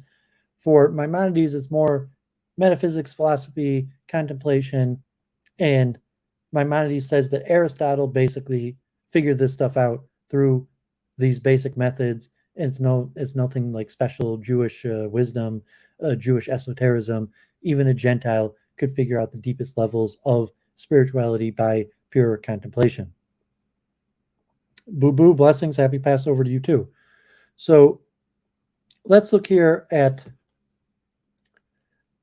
the soul and the body and the philosophy of Maimonides. So Maimonides has a bunch of books, shelves and shelves of books, many of them, many volumes. And I covered my series on Purgatory, one of the first series I did. Yeah, boo boo, Maimonides says that Aristotle reached the highest level that a person could reach without becoming a prophet. So according to Maimonides, the prophets were superior to Aristotle. And as a Gentile, Aristotle's the pinnacle for what a Gentile should strive to be. But it's possible in terms of say that the prophets, whether the prophets also have all the wisdom of Aristotle and more, or whether they just find a way to commune with God. So generally, it would appear to say that a prophet has to master all the philosophy of Aristotle and more. But some might interpret Maimonides, say that's a separate wisdom, and even say the famous statement in Purgatory, Yesh Chachma B'Goyim, there's wisdom among the Gentiles, and things like philosophy and metaphysics is actually a Gentile wisdom, and we could learn from the Gentiles. You don't need special Jewish esotericism, that Gentiles have mastered these subjects through pure rationality and thought and contemplation, and dialogue, discourse, debate, and all these methods that you could just learn from the Gentiles. And so I say Maimonides in that aspect is the least Jewish supremacist. And God forbid, we're going to look at this more and we'll see the full extent of Jewish supremacy in relationship to the Judaic soul. That's why I'm going in depth into Maimonides, the least of the Jewish supremacists. And so I covered Ethics of the Father, as one of the 13 books that changed my life. I had a whole series going through all the dictums within Ethics of the Father. And Maimonides has 8 chapters in his introduction to the Ethics of the Fathers. And most of that is about the soul. So if someone wants to read through the 8 chapters, it's a link to the 8 chapters of Maimonides. But I'm going to read an article that covers the main points and a little bit more for the general understanding of Maimonides and the soul. And it's not purely Aristotelian. There's a little uniqueness to it, and it's unclear, like, so to say, if it's Maimonides' philosophy. It's not necessarily saying this is Jewish philosophy, like Jewish law. Is saying this, that you could derive this from pure thought. There's nothing, you don't have to come on to Judaism to understand philosophy. The soul and the body in the philosophy of the Rambam. In the Rambam, the acronym for Rav Moshe ben Maimonides, and mentioned Rabbi Bertrand. I studied under Or Samek, and I used to go to his Maimonides class. And Shimi Bertrand, my landlord, God bless his father's soul, who I met in Jerusalem. Shimi Bertrand's father in Lakewood passed away recently, who I met through his cousin, Rabbi Yoshua Bertrand, in Israel. And I went to his Maimonides class, and he would say, "Says the Rambam." He would yell. He was a big man. He'd yell, "Says the Rambam." But the Rambam, the acronym for Maimonides. Among the wide spectrum of contribution of the Rambam, the Maimonides in philosophy to the world and to Judaism are his ideas on the body and the soul and the relationship between them. His major approaches to these subjects are the following. The body is the home of the soul, and the soul guides the body. This means that the body and the soul are one unit. 2. The soul has 5 virtual parts. Each part is responsible for another activity in the human being. 3. Except for the treatment of diseases of the body and the soul with drugs, food, and physical exercises, the Rambam believes that maintaining the health of one's body and the soul lies first of all and probably exclusively in observing the commandments and improving one's ways, morals, and conduct up to their highest level towards all of the world's creatures. 4. The Rambam is of the opinion that one needs to persist in learning the Torah. One should worship God with awe and love and observe good values and virtues. All of these build the framework that maintain mental health and strengthen man's abilities to develop skills for maintaining bodily health. This is so because body and soul are one, which is the basis of the Rambam's philosophy of health and medicine. So I'm going to skip some part of the article on just the biography. The rationalistic teachings of the Rambam are expressed in the abundance of books he wrote. His understanding of philosophy and Jewish law, his visions of the mosaic of life and morals, his knowledge of the structure of the body and the soul and the relation between them, the principles of health and knowledge of curing disease. All these are reflected in his many works. The Rambam wrote not only philosophical and religious teachings, but also books on the structure of the soul and the human body and on matters of health, medicine, and disease. The 8 chapters is the Rambam's introduction to the tractate Ethics of the Fathers. In this work, the Rambam focuses mainly on the recesses of the human soul and body. Regimen of Health. This is a comprehensive work on matters of health and healing. Here, the Rambam elaborates on the psychosomatic relation between a person's mental state and his physical sensations. In our era, this phenomenon is known as the mind-body connection. The soul is the main component of the human being. According to the Rambam's philosophy, the soul is the main component of the human being. His writings present an in-depth research of the essence of the human soul, its structure, and its many functions. It is a philosophical analysis, the branches of which permeate into the essence of life through the behavior of man and the framework for maintaining his health. The health of the soul is projected to the body. This vision of the Rambam is anchored in what already has been written in the book of Deuteronomy. Take ye therefore good heed unto your souls. The importance of heeding the soul and not the body is emphasized not only in the Jewish vision, but also among other religions and nations. The psyche is the essence and controls all human physical, physiological, and spiritual functions. The human soul is one. Know that the human soul is one. This is the opening sentence in the 8 chapters. The single soul regulates all the various actions of human existence. On this, the Rambam says, the soul has many diversified activities. Some of these activities have been called souls, which has given rise to the opinion that man has many souls. In the first chapter of this book, the Rambam continues to elaborate on the issues of the oneness of the soul. According to the Rambam, every individual possesses various faculties, but this does not mean that a person has several identities. This view the Rambam had in common with other philosophers, such as the Greek philosopher Aristotle and predecessor Rabbi Vilna Goan. In this comprehensive, holistic view of the Rambam, the soul has various faculties, but its parts are not divided. The soul is one and contains the entire human essence. The Rambam's philosophical purpose, as he understands it, is to prevent people from entering into a situation of split personality. There is no external factor of any kind that reigns over all the faculties and abilities of man. Each person has one identity residing in one soul. Therefore, man cannot claim an eruption of uncontrollable powers inside of him, exempting himself from the responsibility of such eruptions. That is because they are all his own powers and not a foreign influence originating from outside the body. The evil inclination, Yetzer Hara, does not represent an external power taking control over a person, but this inclination is also part of a person's personality. It has already been said in the book Genesis, for the intent of man's heart is evil from his youth. When the Rambam uses the term soul, he does not mean a mystical entity of any kind that controls a person from the outside, but he refers to the natural life force residing in man, as the Rambam defines it in Volume 1 of the Mishnah Torah, Hilchos Yesod HaTorah, Fundamentals of the Torah. The soul resides in all living creatures by which it eats, drinks, gives birth, and feels and contemplates. The soul, according to Rambam, is depicted as a natural life force which encompasses the conscious ability of man to say, I.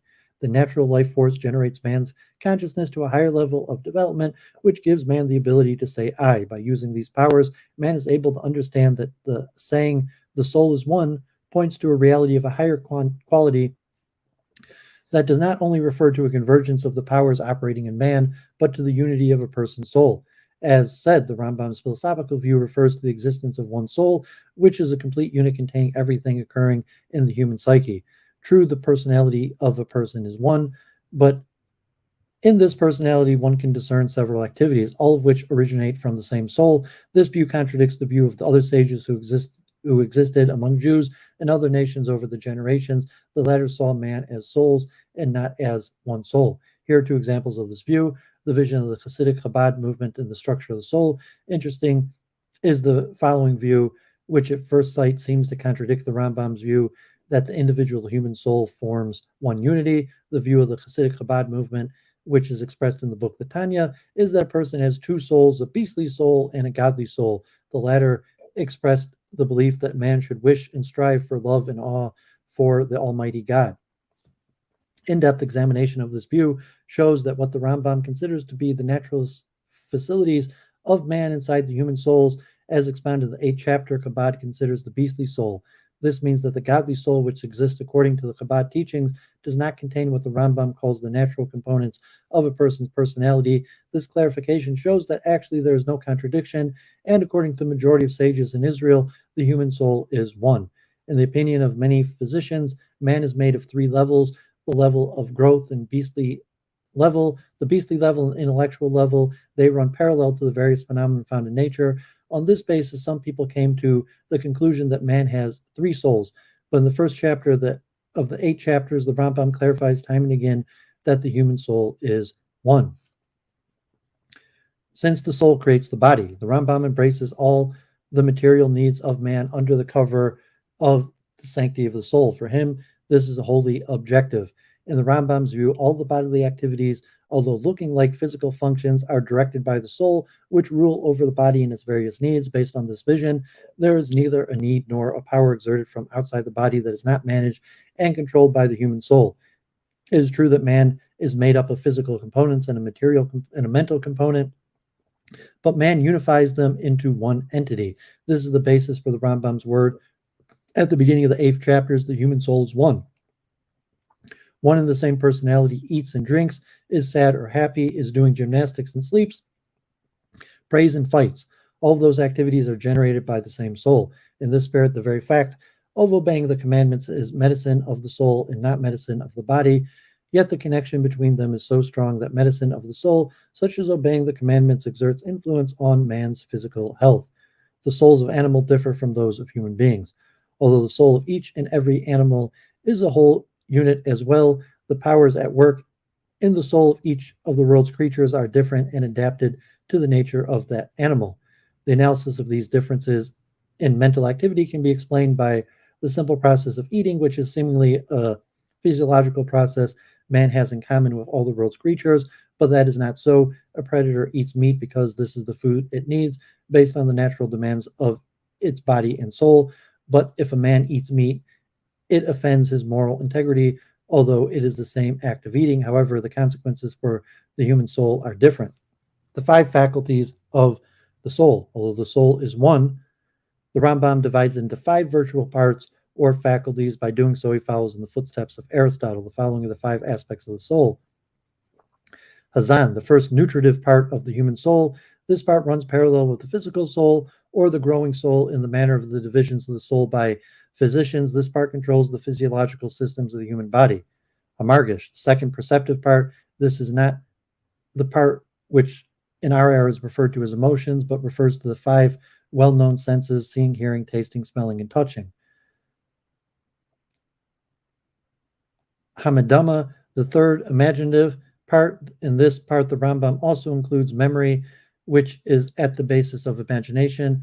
About this part, the Rambam says in the first chapter of the 8 chapters, the imagination is the faculty which retains impressions of things perceptible to the mind after they have ceased to affect directly the senses which conceive them. This faculty combining some of these impressions and separating others from one another, thus constructs out of originally perceived ideas, some of which it has never received any impression of, and which it could not possibly have perceived. Hamidor, the fourth appetitive part. This part relates to the realm of feeling and sensations. It starts operating when dealing with emotive matters. This is what the Rambam says about it in the 8th chapters. The first chapter, the appetitive, is that faculty by which a man desires or loathes a thing, and from which there arise the following activities: the pursuit of an object or flight from it, the inclination of avoidance, anger and affection, fear and courage, cruelty and compassion, love and hate, and other similar physical qualities. This emotional part is connected with both the soul and the body. That is because this faculty of the soul makes use of the human body. This is an example of the mind-body connection in the human being. Amat, skill. This is the 5th rational part. The ability to engage in metaphysical ideas. The Rambam sees it as the part where things come together. In the first chapter of the 8 chapters, he says that by all means of the faculty, man knows things as they really are, and which by their nature are not subject to change. This view is based on the philosophy of Aristotle that everything existing in heaven and beyond is eternal. Metaphysics, literally beyond nature, is the title of the book of Aristotle, which he wrote after his book Physics and Nature. The book Metaphysics deals with matter. It's beyond nature. By this is meant the things existing in the celestial orbs, the stars, the souls, and deity. In the Rambam's view, these 5 faculties form together the mosaic of the human soul with all its different functions. So anyone who was watching my series on the philosophy of science, and I talked about Einstein and his kind of pick and choose attitude. So Rambam's kind of a neo-Aristotelian, but is somewhat of a synthesizer and an amalgamator. He also has a book on Hippocrates and somewhat tries to synthesize and take the best practice from all various sources of wisdom. The essence of the soul. Although we're unable to see or touch the soul, we see the effect of its actions. The soul shows itself in everything we know, we say, in our smile, hug, look, and almost all our actions, not all of which are visible to others. The Rambam believe that the soul and the body complement one another, and some believe that they even protect one another. However, it is clear to everybody that the different mental states affect our physical health. This is an extraordinary bond called the mind-body connection. This is the basic classical view of the holistic understanding of life, health, medicine, and disease.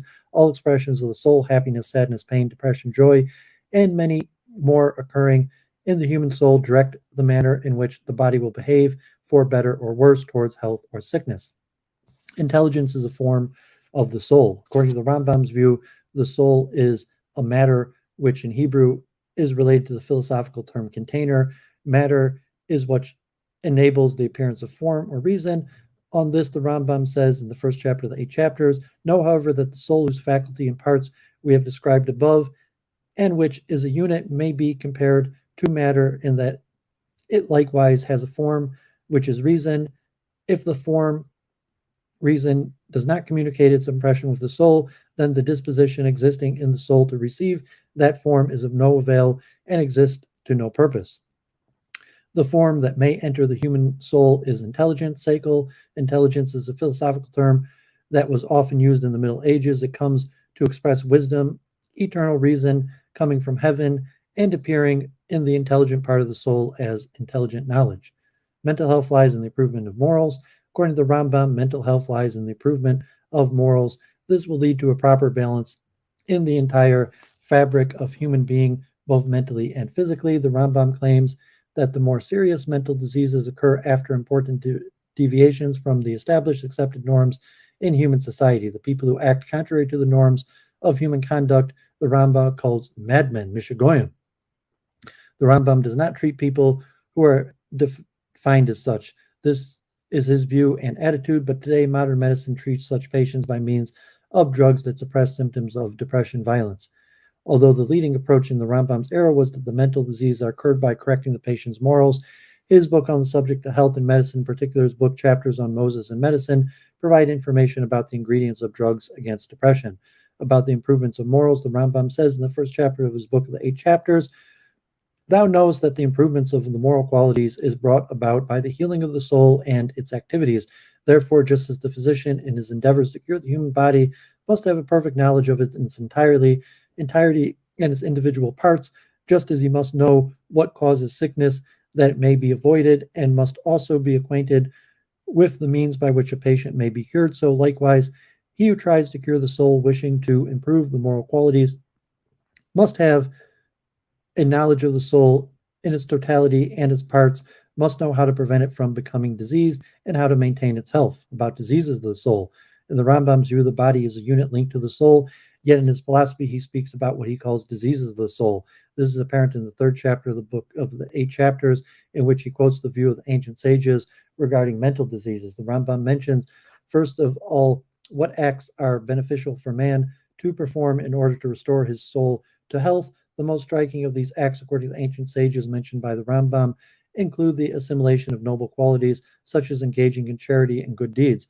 It is the Rambam's understanding that those suffering from a disease of the soul do not have such qualities, and that is the source of their disease.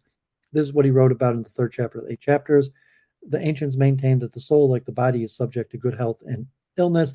The soul's healthful state is due to its condition and that of its faculties, by which it constantly does what is right and performs what is proper, while the illness of the soul is occasioned by its condition and that of its faculties, which result in it constantly doing wrong and performing actions that are improper. The science of medicine, however, investigates the health of the body. The treatment for the mentally ill proposed by the Rambam is based on the same principle used in the treatment of physical diseases. It is interesting to see how he formulates his view about this subject in the 3rd chapter of the 8 chapters. Now, just as those who are physically ill imagine that on account of their vitiated taste, the sweet is bitter and the bitter is sweet, and likewise fancy the wholesome to be unwholesome, and just as their desire grows stronger and their enjoyment increases for such things as dust, coal, very acidic and sour foods, and the like, which the healthy loathe and refuse, as they are not only not beneficial even to the healthy, but possibly harmful, so those whose souls are ill, that is, the wicked and the morally perverted, imagine that the bad is good and the good is bad. The wicked man, however, continually longs for excesses which are really pernicious, but which, on account of the illness of his soul, he considers to be good. As expected, the Rambam directs the mentally ill to turn to what he calls the sages and ask their advice for their health problems. This is how the Rambam expounds his ideas further in the 3rd chapter of the 8 chapters. Likewise, just as when people unacquainted with the science of medicine realize that they are sick and consult a physician who tells them what they must do, forbidding them to partake of that which they imagine beneficial, and prescribing for them things which are unpleasant and bitter, in order that their bodies may become healthy and that they may again choose the good and spurn the bad. So those whose souls become ill should consult the sages, the moral physicians, who will advise them against indulging in those evils which they, the more the ill, think are good, so that they may be healed by that art of which I speak of in the next chapter, and through which the moral qualities are restored to their normal condition. Good deeds and keeping the golden mean, formulas for maintaining a healthy soul. The Rambam's view on how to maintain one's mental health is a combination of both philosophical ideas and educational values. In the 4th chapter of the 8 chapters, the Rambam elaborates on his ideas on this interesting point. The following are some of the important and interesting principles. Good deeds are acts performed on the basis of equilibrium, that is, on the midway between two extremes. Any extreme is bad. This interesting point is expressed in the 4th chapter of his book. The 8 chapters, good deeds are such as are equilibrium, maintaining the mean between two equally bad extremes, the too much and the too little. The virtues recommended to man are the following, and they are all good to live by as long as the golden mean is observed: asceticism, generosity, non-covetousness, respectful behavior, courage, modesty, kindness, and patience. These and more are the noble virtues of the soul of a healthy man in the Rambam's word. Any extremism in one or more of these virtues may affect the health of one's soul and cause a disease of the soul that may express itself in physical illness. Rambam is aware of the realities of life, although in his view, man is born healthy, which is the godly way. People are prone to impact in various ways by elements in their environment. Among them, the Rambam mentions inter alia, food and conduct. Many times such impact is harmful and may corrupt one's way of life and mental virtues. In this case, he must return to the straight path, the golden mean, which is the optimal way of life for maintaining a healthy soul and body. The Rambam is aware of the fact that no man resembles another, whether in physique, character, or the way he lives his daily life. Every person has different inner qualities. This leads to a situation in which man, as an individual, mainly in a social setting, must recognize these facts and know how to act in light of these qualities and his fellow men. The Rambam recommends to take the way of the righteous, which is the straight path, and flee from the extremes, since the straight path means observing the golden mean. The body in the Rambam's views. The meaning and essence of the body is clear and understood. The Rambam's vision fits with the universal understanding of all the elements of the body's structure and the physiological and other processes taking place in it. Already in ancient times, many details were known about the structure of the body organs and part of the physiological processes and other processes occurring in it. Many of these processes have been described, although not as thoroughly in our modern era, by generations of Jewish sages and also by the Rambam. The Rambam, in his books on health and medicine, teaches man how to take care of himself and maintain health in the spirit and concept coined by the Rambam, the regimen of health. The regimen of health relates to maintaining the body and soul, but a large part of the Rambam's teachings deal with maintaining the body. Among the things man must do in order to maintain a healthy body, the Rambam mentions taking care of a proper sensible diet and proper eating habits, physical activity, gymnastics, as the Rambam calls it, and observing other proper and sensible living habits such as sleeping hours and manner of sleeping, sexual relations. In the Rambam's view, non-observance of proper living habits, which are based on the laws of nature, may result in diseases. The interaction between body and soul is a wonderful combination of the body, the component which is measurable by scientific means, and the soul, the component which cannot be measured by such means. This combination is one of the cornerstones of the Rambam's holistic view of the relation between body and soul. The following some interesting, important points in the connection of body and soul and their medical treatment. According to the Rambam, the basic difference between medicine and religion is that medicine treats the body and religion treats the soul. This means observing religious values, principles, and moral standards is the best medicine for a healthy soul. This is because the observance of moral values and integrity, according to religious principles, will cause a state of equilibrium in the mental faculties of man and enable him to find a positive spiritual, moral, and valuable purpose for his life. Guarding these values enhances the quality and morals of their observer and enables him to live a respectful life with a rich, healthy soul, which reflects on his ability to maintain a healthy body. Therefore, the integration between medicine for the soul and medicine for the body will result in overall health. A disruption of one of these components, whether mental or physical, will result in disease. Bodily health is no less important than mental health. The Rambam's comprehensive holistic approach is expressed on several levels: the philosophical, educational, practical level. We see that the Rambam attaches very much importance on maintaining the body no less than on maintaining the soul, which is the framework in which the body resides. Both body and soul constitute the essence of man. We also see that in the books the Rambam wrote on health and medicine, and also in the Mishnah Torah, they focus is on bodily health. The following is the base of the Rambam's philosophy on the need and meaning of maintaining the body. This is how he formulates it in the Mishnah Torah, the Book of Knowledge, Laws of Behavior. The body being healthy is one of the ways of the Lord, for it is impossible to understand or know knowledge of the Creator well. Therefore, one should keep away from things which destroy the body and accustom oneself to healthy and curing matters, which are as follows. One should never eat unless one is hungry, nor drink unless one is thirsty, and nor should one hold oneself back for even a single moment from relieving oneself, for whenever one feels the need to pass water or to defecate, one should do so immediately. From here, the Rambam elaborates in his writings about food that are recommended. The good foods, in his terminology, are the foods that are not recommended, the bad foods. He also explains at what hours the various foods should be eaten. Selected important points of the Rambam's holistic views. The following are some of the interesting points worth mentioning in the context. Maintaining health is no less important than curing a sick person. In his book Treatise on Asthma, the Rambam states resolutely, taking care of health is required anywhere and any time, not only in times of disease, but also, and in particular, in times of health. It is the Rambam's view that man should persist in a regimen of health. In our days, we would call it preventative medicine. This approach to a person should be personal, individual, with an in-depth diagnosis of the physical, psychological, and spiritual state of the sick or healthy person. Here and now, relying on such personal, in-depth examination, the physician will determine the treatment for his patient. In this spirit, the Rambam says, no sick man resembles another sick man in his disease. The Rambam is a healer of both the body and the soul. The Rambam's view of the soul and the body as one unit was also known to his fellow physicians and sages. Treating the body and treating the soul, important and interesting aspects of the Rambam's view. Because the very essence of body and soul and the difference between them, treating the body and treating the soul are also different from one another. One approach of special interest, which the Rambam mentions for treating the body and treating the soul, appears in the second chapter in his Regimen on Health. The Rambam claims that medicine of the body will strengthen what he calls the natural force, which is physical strength, that can only be achieved by the quality and the quantity of food that we eat. Contrary to the body, the vital force, which is mental strength, can be improved by sweet fragrances like those of myrrh, amber, basil, roses, myrtle, and more. And what is more, for strengthening the vital mental force, the Rambam suggests to play music near a sick person, telling them nice stories in order to enlarge his soul and his heart, to divert his mind and make him laugh about them. The Rambam's criticisms of Galen's approach to medicine, a striking feature in all the Rambam's writings, and his criticism of Galen.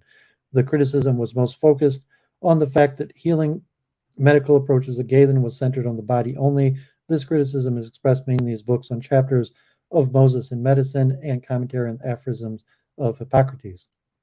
Epilogue. The body is the home of the soul, and the soul guides the body.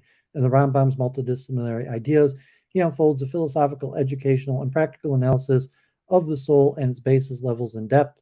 In his opinions, the body is guided by the soul. In this view, the essence of the man accepts the body as a container in which the soul resides, except for the treatment of diseases of body and soul with drugs, foods, physical exercise. The Rambam believes that maintaining health of body and soul lies first of all and probably exclusively in observing the commandments and improving one's way, morals, and conduct up to their highest levels towards all the world's creatures. Furthermore, the Rambam is of the opinion that one needs to persist in learning Torah. One should worship God with awe and love. In numerology, his holy name is twice love, and observe good values and virtue. All of these build frameworks that maintain mental health and strengthen man's ability to develop skills for maintaining bodily health. This is so because the body and soul are one, which is the base of the Rambam's philosophy of health and medicine. Okay, so there you have it there. Want to read through that. You'll get some of the Rambam's view out there on the soul, so you don't necessarily have like a systematic Jewish view understanding of the soul. So according, like we saw from the beginning, that there is no Jewish conception of the soul.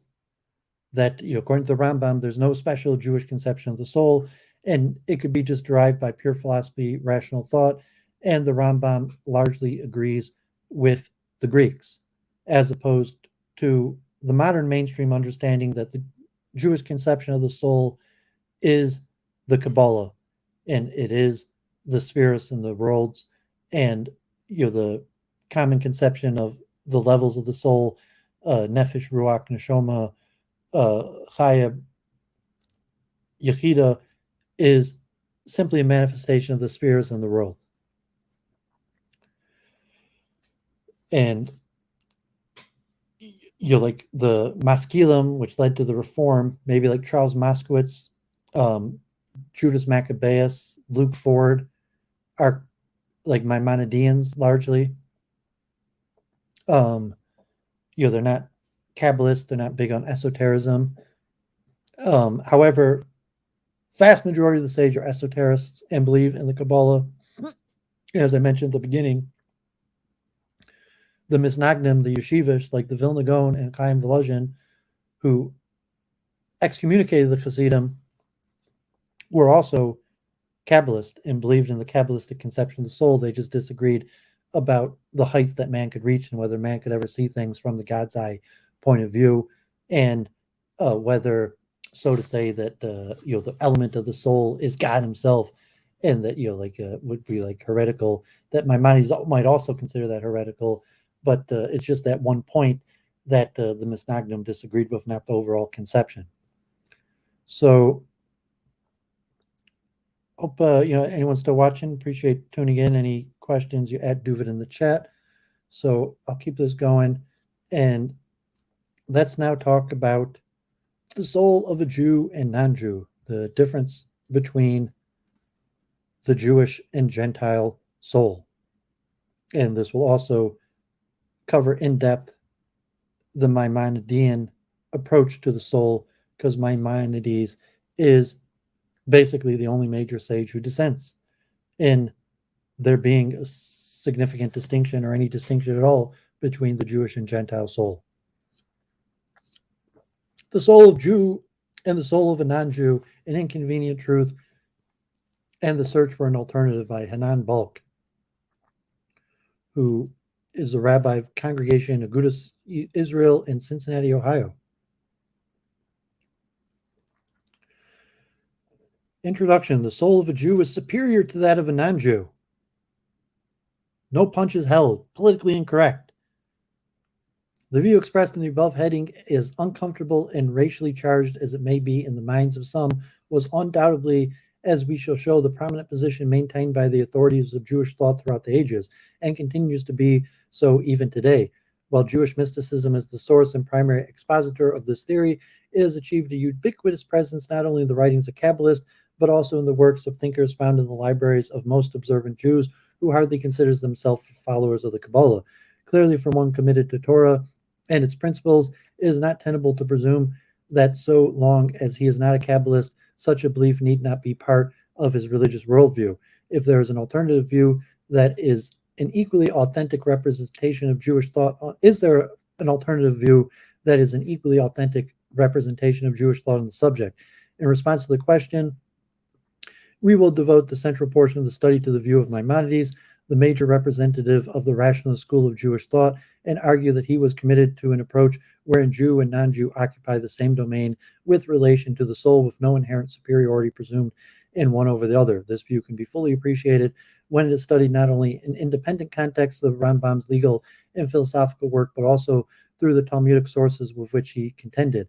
We will focus on the Talmudic text that serves as a major source for the distinctions of souls, and note the differing conclusions of the Kabbalist and Maimonides. It is my hope that the nuanced approach of the latter will inspire those in the category of the perplexed to once again turn to this greatest thinker of Jewish history and for guidance.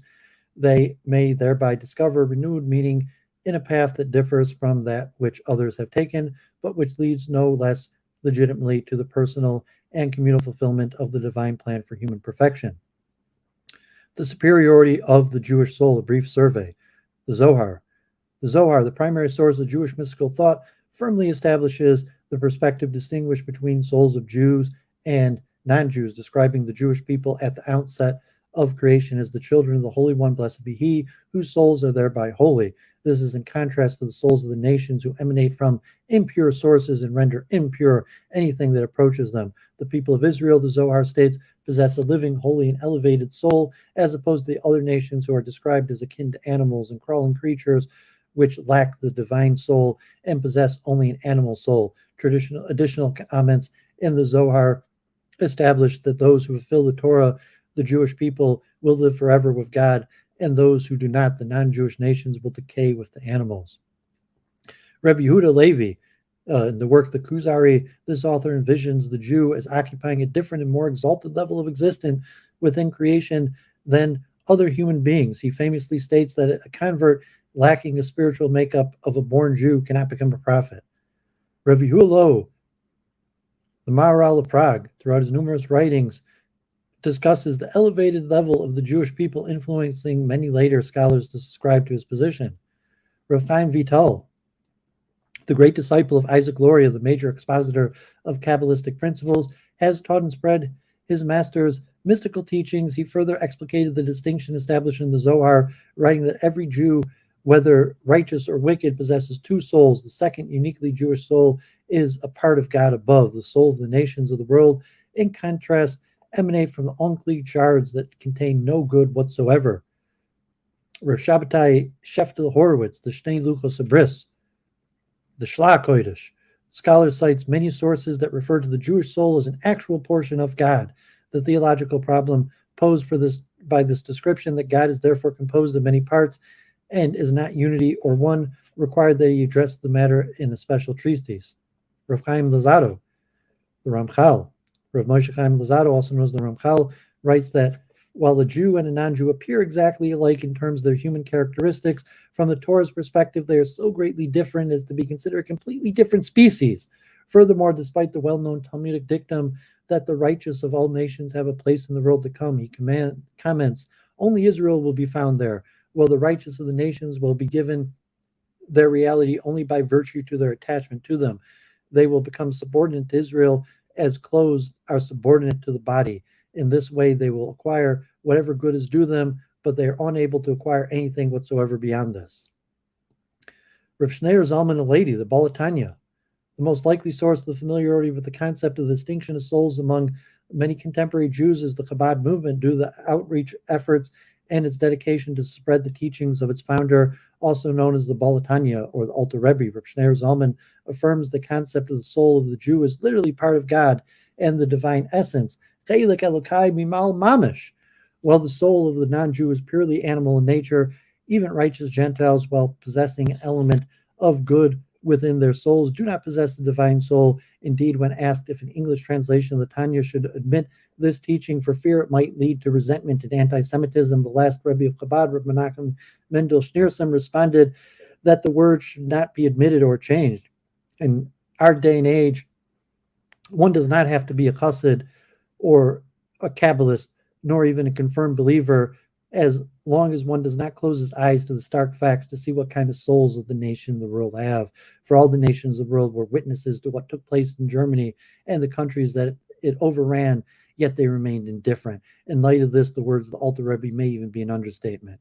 Obviously, the Rebbe believed in the Talmudic dictum that the righteous of all nations are awarded a place in the world to come. He maintained, however, that their reward warranted by exemplary behavior on some level does not indicate that the essential nature of their souls is in any way akin to the lofty souls of Jews. The Rebbe further clarified his position in a discussion with a Hillel student, during which he was directly asked if a non-Jew has a spark of God in him just as a Jew does. The Rebbe answered, a non-Jew and every creature, a created thing, has a divine sparks, but is not the same kind of divine spark that a Jew has. In other words, the divine spark of a non-Jew is similar to that which exists in any animal, plant, or inanimate object. This is the same hierarchical theory of souls found in the Tanya.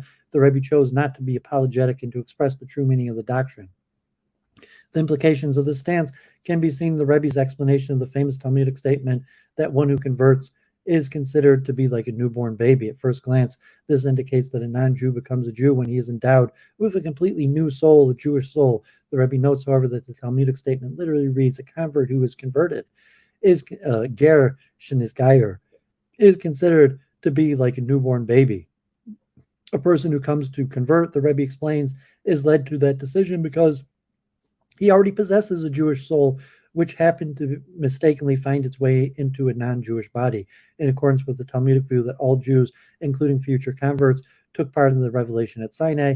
The convert seeks not to acquire something new, but to recover what was actually his all along. Accordingly, the only reason a non-Jew can convert to the Jewish faith is because he was essentially never a non-Jew from the first place. If a person's soul is truly emanated from an inferior substance, as the Zohar describes non-Jewish souls, such a situation could never be rectified. He could never convert to Judaism.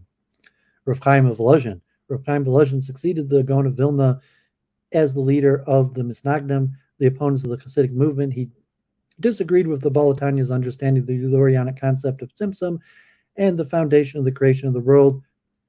In his work, Nefesh HaChaim, was written to provide a non-Hasidic understanding of the Kabbalistic sources. In this context, however, he uses almost the exact same language as the Tanya to describe the greater connection between the soul of the Jew and God.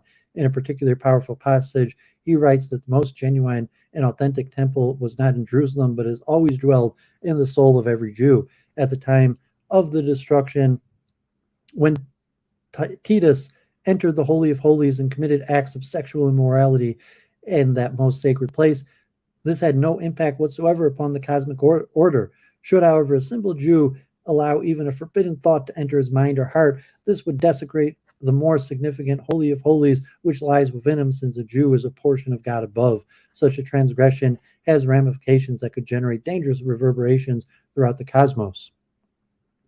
Rav Avram Yitzchak Cohen Cook, the first chief rabbi of Palestine, Rabbi Cook, is often lauded for his ability to come to terms with such modern notions of the theory of evolution and Zionism. Rev Cook's great love for all Jews, those who were not observant, those who were anti-observant, and even those who were fanatically observant and publicly attacked and derided him, is legendary. But as a mystic, he could not ignore the Kabbalistic view of the superiority of the Jewish soul. The Jewish people are superior to the nations of the earth. This is not only so with regard to the fools who are abominable in their ways through murdering and other great abominations. Rather, the superiority is due to the sanctity, which is superior even with regard to those who are the wisest and most saintly among them. In other words, he offers one of the most astonishing statements ever uttered on the subject. The difference between the Jewish soul itself, its inner desires, its overflow, its characters, its standing, and that of all nations at all their levels is greatest and deeper than the difference between the human soul and the soul of an animal. Between the latter, there is merely a quantitative distinction. Between the former, an essential qualitative distinction pertains. Rev Cook's shocking statement appears to go even beyond the initial view of the Zohar, which describes the distinction between the divine soul of the Jew and the soul of the non-Jew as akin to the distinction between man and animal, as he explicitly states that is even greater and deeper than this. Interesting, despite this incredible statement, Rev Cook presents one of the most eloquent and poetic overtures towards the love of all men that have ever been composed. The highest state of love of creatures should be allotted to the love of mankind, and it must extend to all of mankind despite all variations of religions, opinions, and faith, and despite all distinctions of race and climate. It is right to get to the bottom of the views of different peoples and groups, to learn as much as possible their characters and qualities in order to know how to base love of humanity foundations that approach action. For only upon a soul rich in love for creatures and love of man and love of the nation raise itself up in its full nobility and spiritual and natural greatness, the narrowness that causes one to see whatever is outside of the border of the special nation, even outside the border of Israel, is ugly and defiled. It is terrible darkness that brings general destruction upon all building of spiritual good, for the light of which every refined soul hopes. Rav Avraham Grodzinski, most notably known today as the great-grandfather of Bret Stephens, the editor of the New York Times. Reb Grodzinski, a disciple of renowned Rav Nosson Tzvi Finkel, the Alter Slobodka, who later became the Mishkiach of the Yeshiva Slobodka, portrays the soul of a Jew in accordance with the description we have seen thus far. It is a different being, a new creation, of which nothing compares in the entire human species. The most praiseworthy and chosen of the class of men does not approach even the most worthless of the class of Israel. In Rosh Shlomo Wolbe, a renowned contemporary proponent of Musar, where Wolbe describes the eternity of the Jewish soul and its special nature, explains that the Jewish soul is not in any way dependent upon any action in which a person engages in order to reach the eternal realm. Even a stillborn child will achieve this lofty status. The soul is eternal by nature of its own essence and needs no human input to establish its basic character. The Talmudic sources. In support of the concept of the distinction of souls, the Tanya cites a passage in the Talmud that compares the acts of charity and loving kindness of Jews and non-Jews.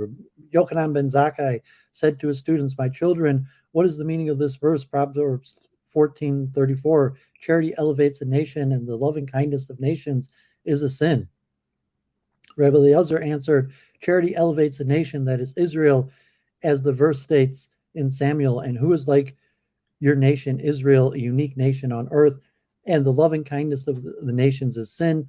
All of the charity and loving kindness that the nations perform is a sin for them, for they do so only to aggrandize themselves. The Talmud now questions the implication of these statements. And if a person does give charity with the intent of fulfilling his own needs rather than purely for the sake of heaven, is not completely acceptable as charity, but is taught in a brisa, one who says, this coin will go to charity so that my children will live, or so that I will merit the world to come. This is considered perfectly righteous person. Gemara answers, this is not difficult. Here the brisa is describing the act as acceptable is speaking of a Jew.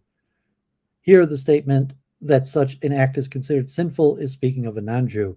Rav Nechemiah Kanan answered, as said, charity elevates a nation and loving kindness for Israel, the nation a sin. They do not do acts of loving kindness. Rabbi Yochanan ben Zakkai said to the student, the words of Rav Nechemiah ben Hakanan are better than my explanation and your explanation, for he grants charity and loving kindness only to Israel, and to the nations he grants only sin. This teaches that Rabbi Yochanan had also had an interpretation. What was it? And we learn Rabbi Yochanan ben Zakkai said to them, just as the sin offering atones for Israel, so does charity atone for the nations of the world. On a simple level, this passage seems to contrast only the intentions of Jews and non-Jews in their performance of acts of charity and kindness. The Kabbalists, however, interpret this passage as a profound and spiritually significant manner to indicate that the very souls of Jews and non-Jews are inherently different. In other words, the element of motivation under discussion is, in fact, a reflection upon the very nature of the soul.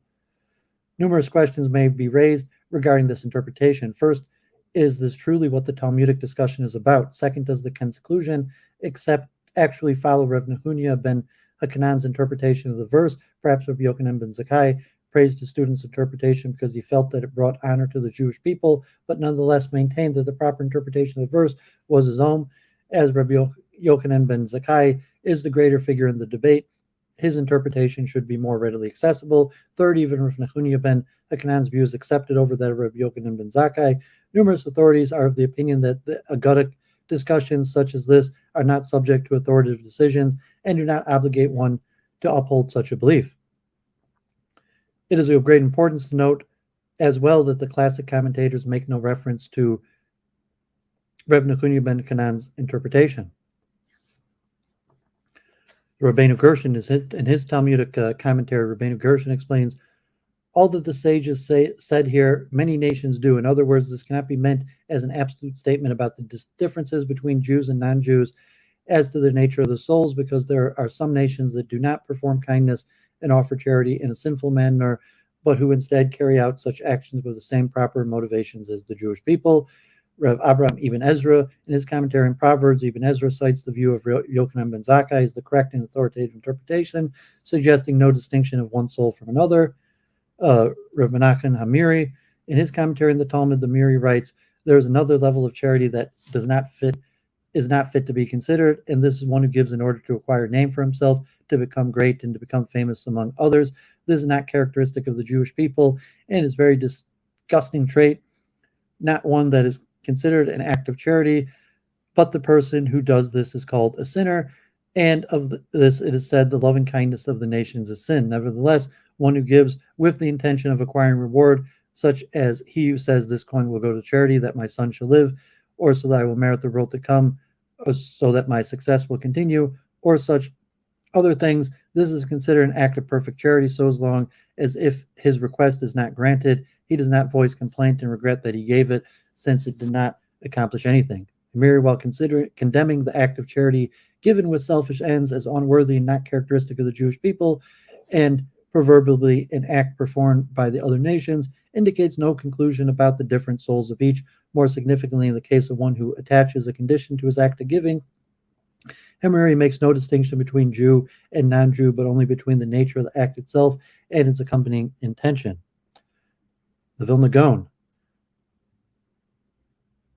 not only does not reference the Talmudic discussion on the verse, he offers his own original interpretation. When the nations give charity, those nations will be elevated.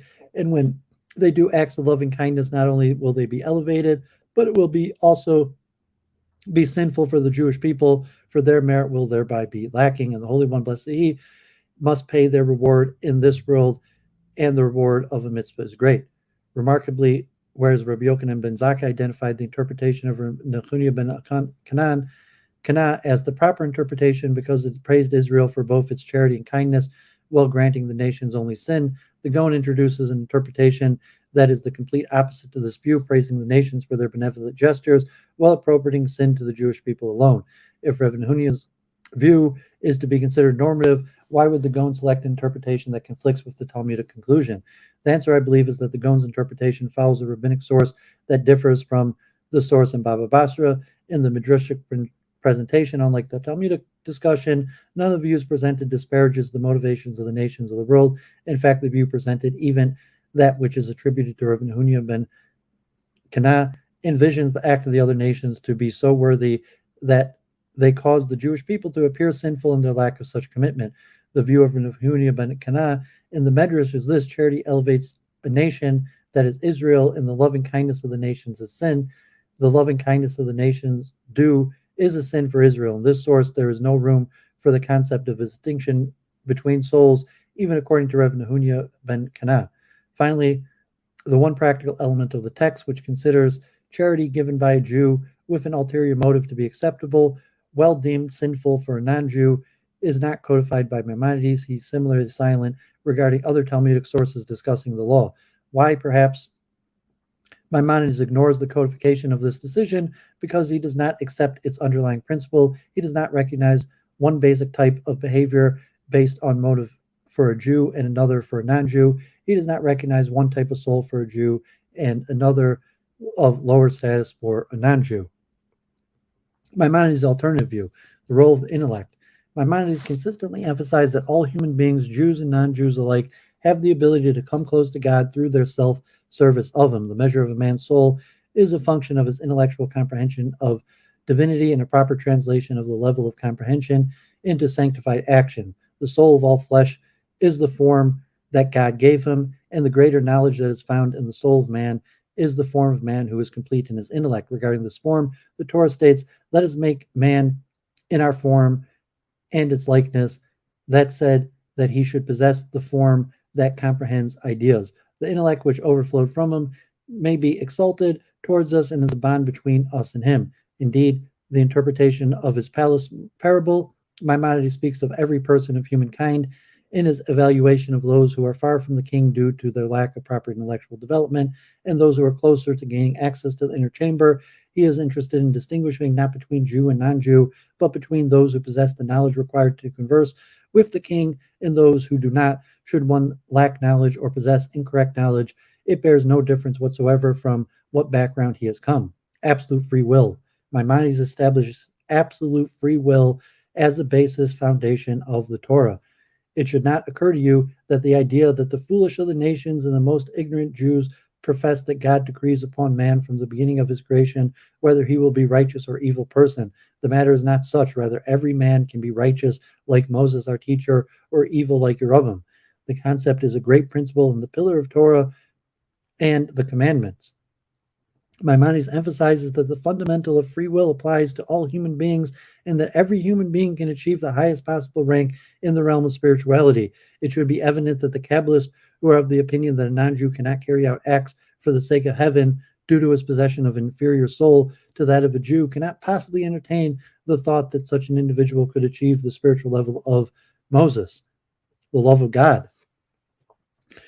According to the Kabbalists, every Jew has a natural hidden love for God that emanates from the divine soul that he has been granted. Maimonides, in contrast, does not presume that inherent love of God exists in the Jewish soul. Rather, such love, like all other forms of love, must be nurtured and developed, be it for a Jew or a non-Jew. In this instance, man must reflect upon the wisdom with which God invested the world.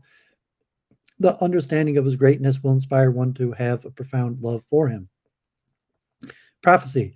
Maimonides' view of prophecy is consistent with his broader view of spiritual possibilities for all men, while Levi and others relegated the prophetic experience to the Jewish people as only their souls are worthy of such divine encounters. Maimonides was completely opposed to such a position, establishing a fundamental of the religion to know that the Almighty prophetically communicates with human beings.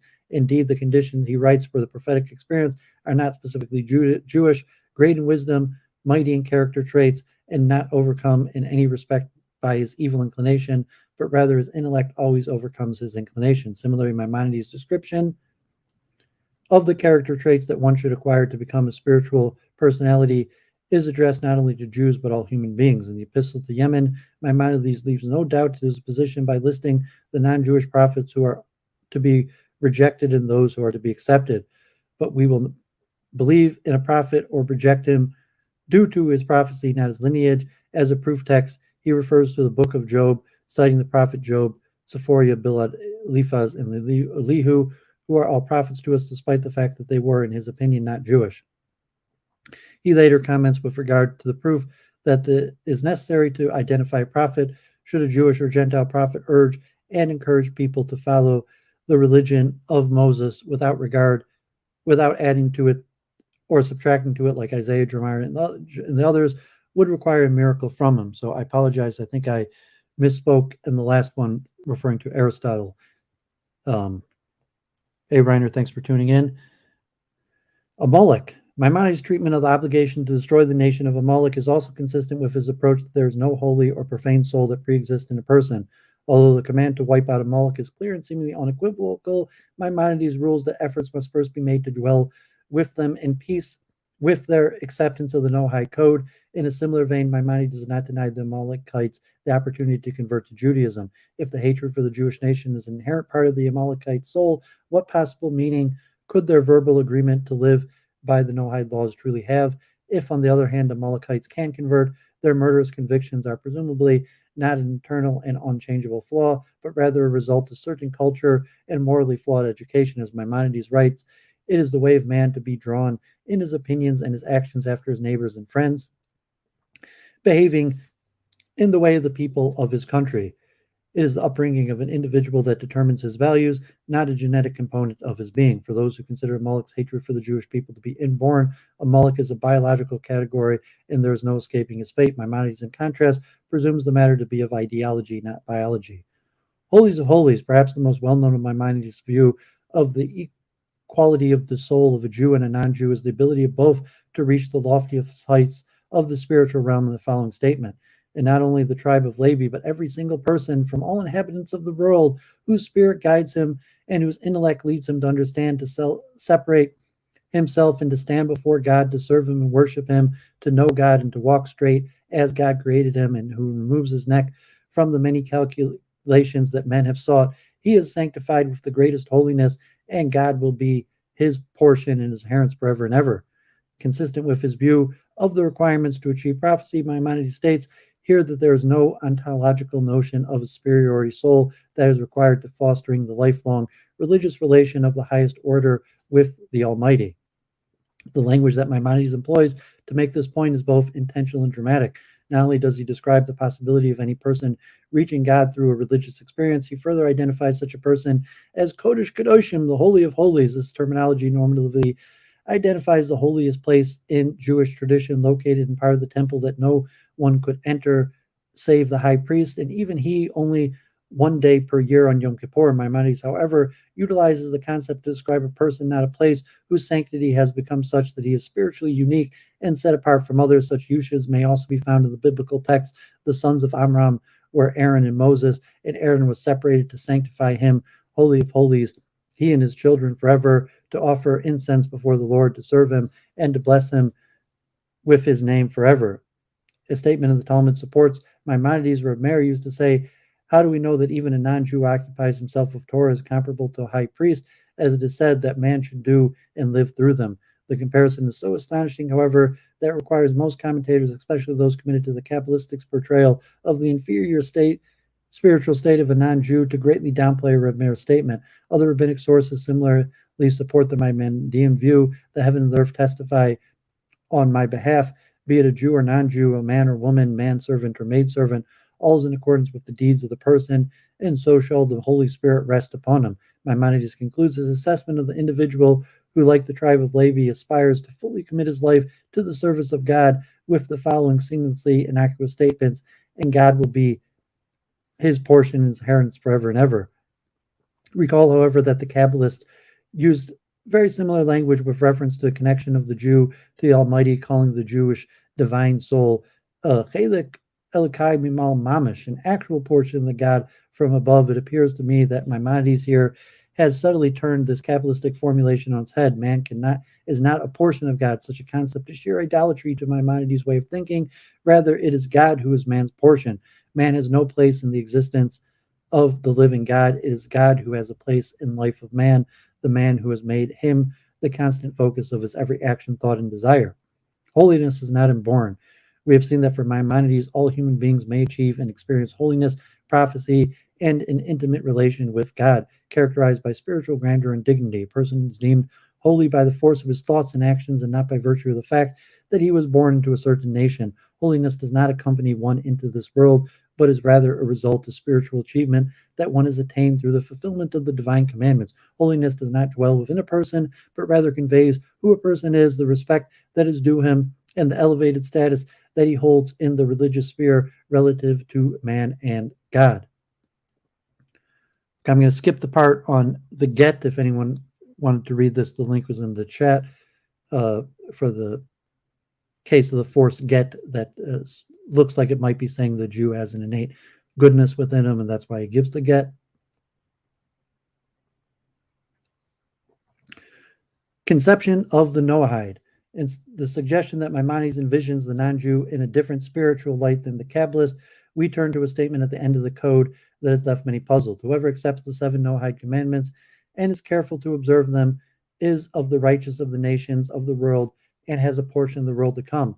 But this is only so when he accepts and observes them, because the Holy One, blessed be he, commanded them in the Torah and made it known to us through Moses, our teacher, that the offspring of Noah were previously commanded by him. If, however, he observed them due to the resolve of his own intellect, he is neither a resident alien nor one of the righteous of the nations of the world, but one of their wise men. Maimonides here is confirming all that we have said with regard to his anti-Kabbalistic stance towards the soul of the non-Jew and its inferiority to the soul of the Jew. The Talmud concluded, as we note, that a Jew can give charity with an ulterior motive because his essential motivation is to carry out God's will, while a non-Jew who is focused on his own needs cannot be considered to have given charity if his conditions are not met and he is not really interested in doing an act of kindness for its own sake. Even the loving kindness of the nations is sinful. Maimonides, however, as we have emphasized, does not cite this Talmudic decision in his code. While additional reasons have been offered by us for this non-binding nature of the source, it is now clear why Maimonides could not include it as halakha. He has again turned the Kabbalistic principle on its head, this time with his silence on the matter, ruling that not only is there no distinction between the normative intention of a Jew and a non-Jew in the performance of a religious act for the sake of heaven, but moreover a non-Jew attains the world to come if he accepts the Noahide laws specifically for the sake of heaven. Maimonides statements that a non-Jew accepts the Noahide law with the understanding that they were commanded by God through Moses and via the instruments of the Torah is essentially a recognition that a commitment for the sake of heaven is in fact within the realm of the non-Jew to achieve. In his response, Maimonides similarly upholds this view, ruling that while a non-Jew may even fulfill commandments beyond the 7 in which he is obligated, there's one critical caveat: just as he will fulfill the command as he admits to the prophecy of Moses, our teacher, who was commanded this from the exalted God and believes in this, and that he did not do it for other reasons or due to some opinion that he saw fit on his own. In other words, a non-Jew may perform additional commandments as well, but only for the sake of heaven if he sees them as God's commandments. This parallel a statement in his code and contributes yet another insight into our analysis. A Noahide who wishes to perform a commandment from the remaining commandments of the Torah in order to receive reward, we do not prevent him from performing it when it is performed in accordance with its halakhic requirements. In his comments upon the statement, Rav David Ben Zimri, the Radvaz, explains that the intent of Maimonides' ruling is to grant permission to non-Jews to add their commandments so long as they understand that the additional commandments that they have chosen to fulfill are not commanded on them, but that they are doing so specifically to receive reward, just as a Jew who is not commanded to fulfill a particular commandment may perform that commandment in order to receive reward. Clearly, this is what Maimonides means, but is it all that he means? The text of Baba Basra, we recall, was the Talmudic source for the distinction of the souls that was made by the Kabbalists. Let us now revisit this source and the specific scenario from which they derive their insight. One who says this coin will go to charity so that my children will live, or so that I will merit the world to come. Here, the Brisa describing the act as acceptable is speaking of a Jew. Here, the statement that such an act is considered sinful is speaking of a non-Jew. What our Talmudic text is describing is precisely a situation where a non-Jew is fulfilling a commandment that is not required of him for the sake of receiving reward, so his children will live, or I will merit the world to come. The Talmud concludes that when a non-Jew does so, the commandment is deemed sinful because the loving kindness of the nations is a sin. Why then would Maimonides permit an act by a non-Jew which he is doing in accordance with its halakhic requirement, which is he is doing, in other words, correctly, presumably with both mind and body, in belief and action, if the outcome of such an act will be declared sinful due to the inability of a non-Jew to maintain a commitment to the fulfillment of the commandment, to the will of God, should his reward not be granted. Once again, we may suggest Maimonides was attempting to convey a message against the Kabbalist that the act of a non-Jew who seeks reward is acceptable before God as the act of a Jew, that the motivation of each is considered genuine despite the condition of reward that is attached, and that the souls of both, therefore, are of the same precious value. Maimonides' rejection of the Talmudic text of Baba Basra 10b allows him to legislate that non-Jews accept their laws in a way that the Kabbalists can in no way conceive possible for the sake of heaven. We have shown that throughout his writings and legal code, philosophical works, responds in epistles, he consistently upholds a vision that the soul of a non-Jew may truly soar and potentially achieve all that can be accomplished by a Jew in the realm of the spirit. To be sure, we acknowledge from the outset that Maimonides believes that the Jew is more prepared to reach such spiritual heights due to his acceptance of the Torah, but such advantages occur through the choices of the Jewish individual and are not essential and predisposed component of his physical and spiritual being. Despite whatever advantages a Jew may have, especially when born into an environment of Torah values and challenges that exist in the religious setting in which a non-Jew finds himself, may, even without conversion, be met and overcome, offering the potential for an authentically rewarding and even rapturous relation with the Master of the universe in the welcoming spiritual edifice that Maimonides has constructed. We can only look on with awe at the breadth of inclusivity that he displayed in an era, as we know from his own writing, in which medieval religious fanaticism was often rampant. This is the reason enough to continue to seek both refuge and inspiration at the outstretched and soaring wings of the great eagle. Okay, so I'm glad I read that one all the way through. So we got a million people watching. Thanks everyone for tuning in. I hope people are gaining something from this, and I'm definitely found that meaningful to read through. I prepared that, looked at it, I've read it many times and studied the Rambam, but I felt good to read that through. So I have one last thing I wanted to read, and been going. So it's probably another half hour, and anyone have any more questions, and conclude. Maybe I'll even put the link in the chat if anyone wants to pop on at the end. So I'm not going to go further into Kabalah. We say there's the mainstream Kabbalistic concept of the Jewish soul, and it's mostly Kabbalistic. And in opposition, you have the Maimonides camp that there is no special conception of the Jewish soul, and the Torah, the sages, the Talmud does not necessarily have any special insight onto the soul that is any different from non-Jewish philosophy or metaphysics. And in fact, the best way to understand concepts of the soul is through pure philosophy and metaphysics. And Maimonides himself points specifically to Aristotle and the Greeks as opposed to the own Jewish tradition. However, that is clearly the minority view. As the author said, although Maimonides from the greatest of the sages, that over 90% of the sages do follow the Kabbalistic attitude and the hard distinction between a Jewish and non-Jewish soul, and that would be within the Kabbalistic realm. So the last article I want to read. Hey, Jennifer, thanks for tuning in. Good to see you. Happy Passover. Happy holidays. The last article I want to read is more historical, and it would be in the era of Maimonides, and it's regarding the Kaddish prayer. And the Yiskadal, Yiskadash, May Rabbah, the most popular of all Jewish prayers. Say your Kaddish Jews. Most Jews go to synagogue. in relation to the death of their parents and to say Kaddish. Conservative, modern Orthodox synagogues, Chabad houses, probably over half of the people that go there are older, and the event that causes people to start going to synagogue regularly, in terms of daily prayers, is, God forbid, the death of parents and the desire to say the Kaddish prayer. But interesting, the Kaddish prayer is relatively a recent invention. Besides the Amen Yehi Shmei Rabba Mavorach Yisbarak, comes from more ancient. The prayer, I think they said the first time it's seen is in the prayer book of the Sadigon, and likely got introduced around the time of Maimonides and became very popular. And so, like I mentioned at the beginning, happy Passover, Jennifer. God bless.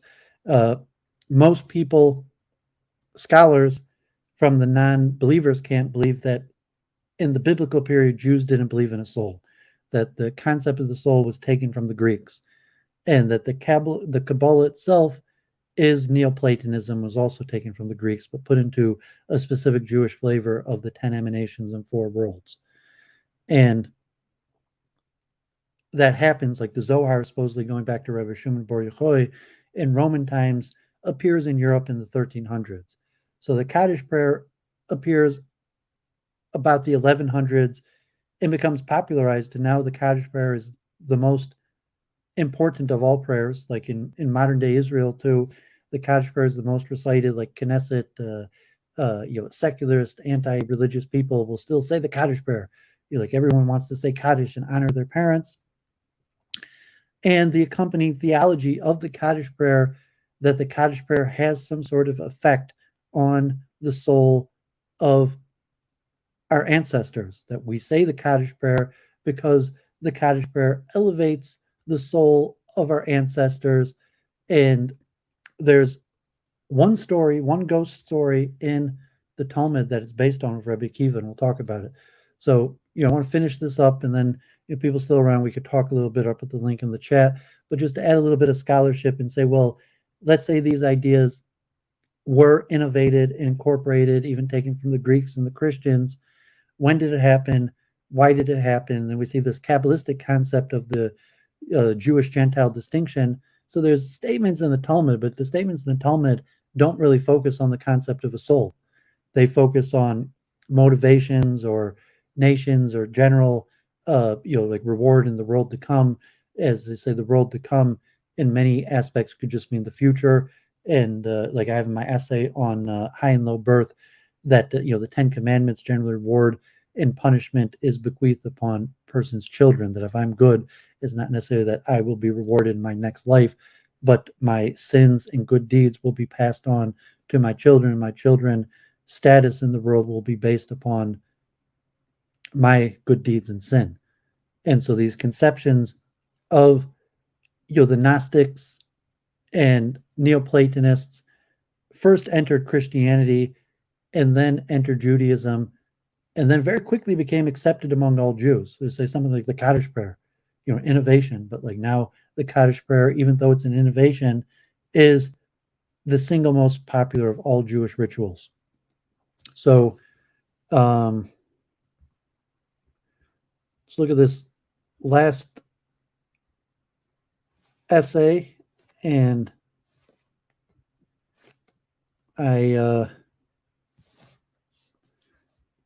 you could search it out. I had to download it because I wanted a full screen on it.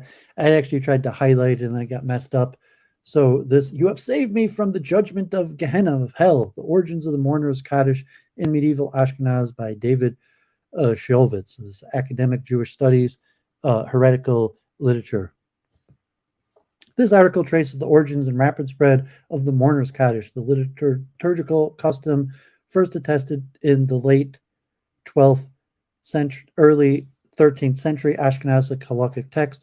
While scholars have traditionally linked it to the martyrological needs of the post-1096 Ashkenazic communities, this article suggests that the rise of the Mourner's Kaddish was one manifestation of a broader shift in medieval Jewish conceptions of the afterlife, analysis of the expendum that provided the new custom with a myth of origins reveals carefully inserted allusions and symbolism, which together propound a coherent theology of eschatology, divine recompense, and intercessory prayer. This theologically closely mirrors doctrinal development underway in Christian Europe, specifically the birth of Purgatory and its accompanying commemorative and intercessory practices. This Explendum, moreover, couches its message in subtly polemic terms, criticizing and ridiculing those very elements of Christian belief and practice that were being covertly incorporated into the Jewish liturgical realm.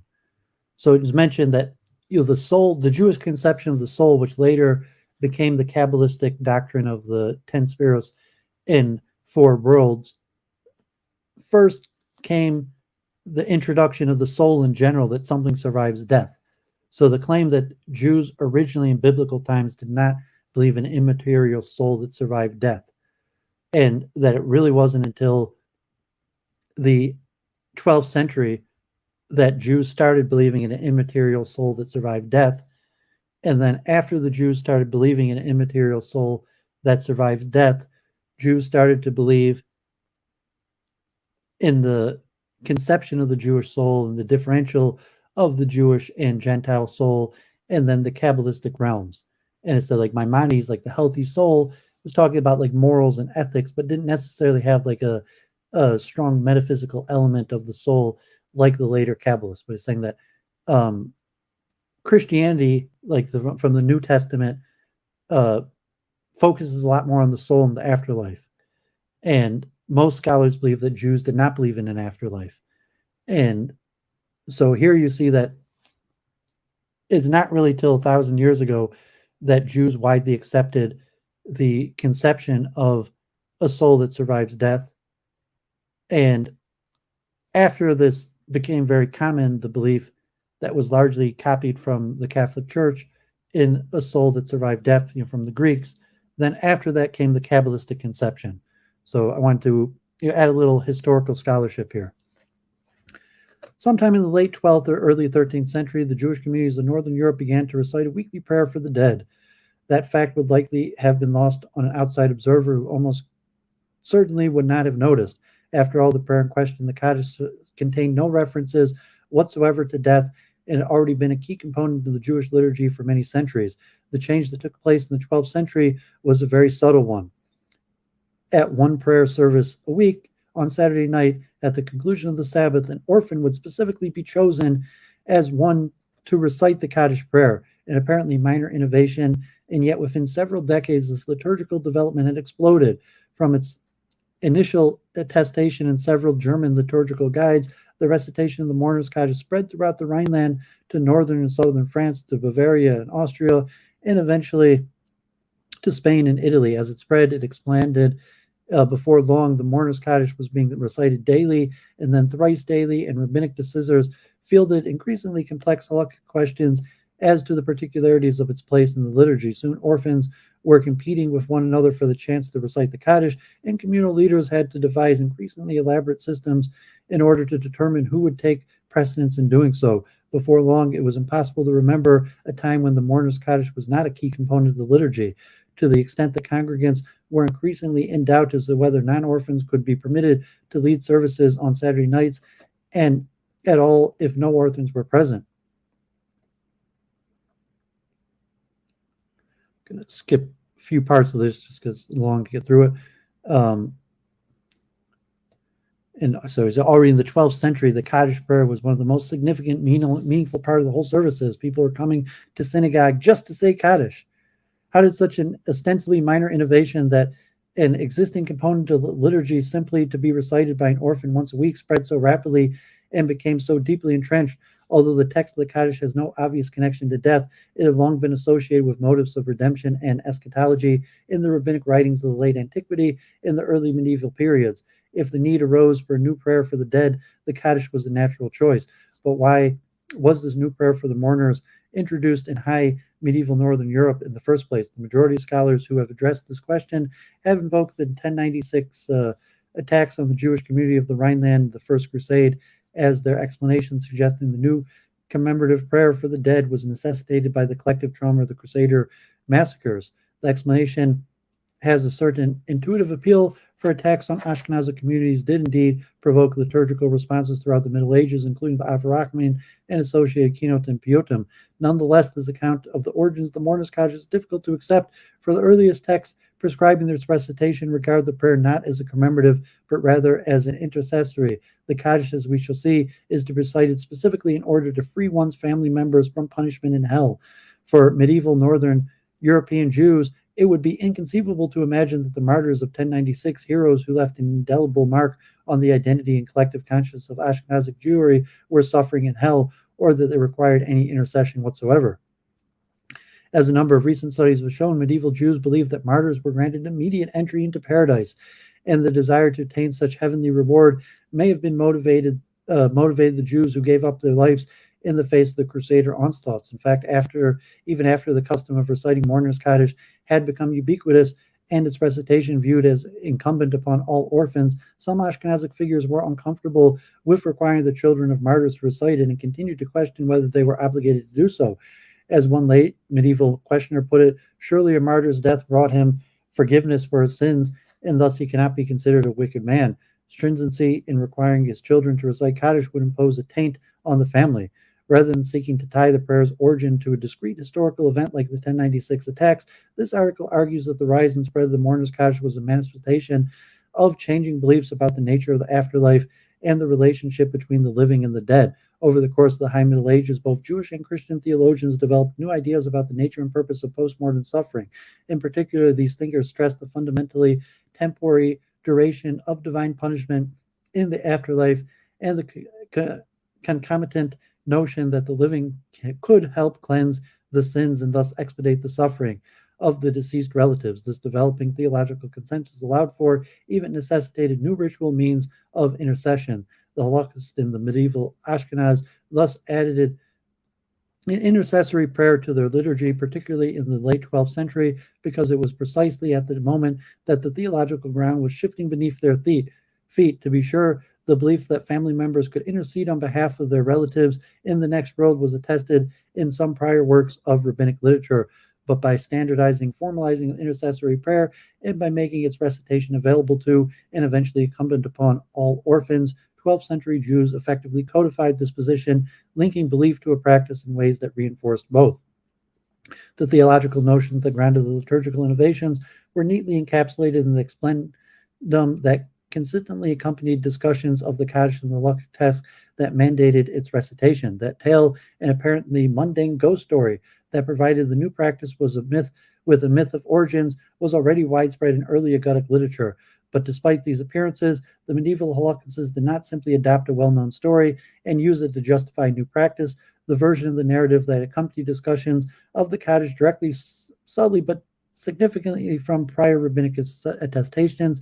It included carefully deployed allusions and symbolism that shed light upon both the meaning of the Mourner's Kaddish had to those who recited it, and to the high medieval social-cultural setting within which the custom developed and spread.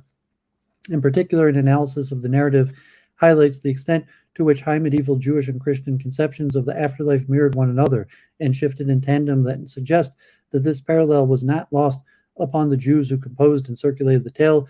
This interrelationship between narrative, theology, and practice thus complements and complicates recent discussions on the relationship between medieval Jewish and Christian eschatology schemes. More broadly, it sheds further light upon the embeddedness of ostensibly internal Jewish customs and belief within their medieval Latin Christian surroundings.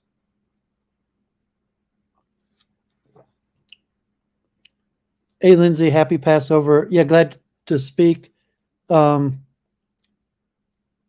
Discord or Twitter are linked on my YouTube page, or I'll put the link in the chat. I'll be done in maybe like 20 minutes if you want to hop on the stream. But I guess if you want to talk privately, you could contact me through Discord or Twitter or Facebook. They're all linked on my main YouTube page on the upper right, the icon. Or I'm going to put the StreamYard link in the chat after I'm done reading this in probably like another 20 minutes. And if you wanted to talk privately, I could end the stream. We could talk on StreamYards after the stream is ended. So happy Passover. God bless. No problem, Lindsay. Who was the wandering dead man? The custom of mourners reciting Kaddish on Saturday night appears nearly simultaneously in three halakhic collections composed in medieval Ashkenaz and Rabbi Elzer ben Judah of Worm's commentary on the prayer book, in the Or Zerua of Rav Isaac ben Moses of Vienna, and a manuscript of the Maxer Vitri that contains glosses and other supplemental materials appended by Rav Isaac Dorbello, a student of Rabbeinu Tam. In all three texts, discussions of the custom is preceded by a lengthy retelling of the famous explendum called by scholars of medieval Hebrew folklore the story of the Tanya and the dead man. By the 12th century, this narrative had already appeared in a number of midrashic collections. In those prior versions, the tale centered around an encounter between a rabbi, usually Rabbi Akiva, but sometimes Rabbi Yochanan ben Zakkai, and a dead man with whom the rabbi witnesses being punished for his sins, which vary in the different iterations from theft to murder and sexual immorality. The rabbi asked the dead man if there is anything he can do to help alleviate his suffering, and the dead man responds by asking that the rabbi find his son and have him recite a prayer, usually Baruch Hu, on his behalf. When the son does so, the reader is informed that the dead man was indeed freed from his punishment. The story that accompanied discussions of the mourner's Kaddish in the 12th and 13th century sources comports with these prior versions in the broad outline. Because of its significance for what follows is worth citing the version at length. The passage below comes from the Maksavitsu version. It once happened that Rabbi Akiva was passing through a cemetery, and he came upon a man who was naked and black as coal and carrying a great burden of thorns on his head. Rabbi Akiva thought that the man, who was running like a horse, was alive. Rabbi Akiva commanded and stopped him and said to him, "Why does that man, Osa Ish, do this difficult work? If you are a servant and your master treats you this way, I will redeem you from his hand. If you're poor and people are treating you unfairly, I will enrich you." The man said to him, "Please do not delay me, lest those appointed over me become angry." Rabbi Akiva said to him, "What is this and what are your deeds?" The man said to him, "That man is dead, and every day I am sent out to chop trees." Rabbi Akiva said to him, "My son, what was your profession in the world from which you came?" The man said to him, "I was a tax collector, and I would favor the rich and kill the poor." "God forbid." Rabbi Akiva said to him, "Haven't you heard anything from those appointed to punish you about how you might be relieved?" The man said, "Please do not delay me, lest those in charge of my punishment become angry, for there's no relief for that man. But I did not hear from those appointed over me one impossible thing. If only this poor man had a son who would stand in front of the congregation and say, 'Let us bless God who is blessed,' and have them answer, 'May his great name be blessed,' he would be immediately released from his punishment. But that man never had a son and left his pregnant wife, and I do not know if she had a boy. And even if she did have a boy, who would teach him Torah? That man does not have a friend in the world." Immediately Rabbi Akiva decided to go and see if he had a son in order to teach him Torah and to stand him in front of the congregation. He said to the man, "What is your name?" The man said to him, "Akiva." "And what is your wife's name?" The man said to him, "Shoshaniba." And the man said to him, "Your city, Laisania." Immediate Rabbi Akiva was extremely saddened and went to ask after the man. When he arrived in the city and asked after him, the townspeople said to him, "May the bones of the man be ground up." Rabbi Akiva, after the man's wife, they said to him, "May her memory be erased from the world." He asked about her son. They said to him, "He is uncircumcised.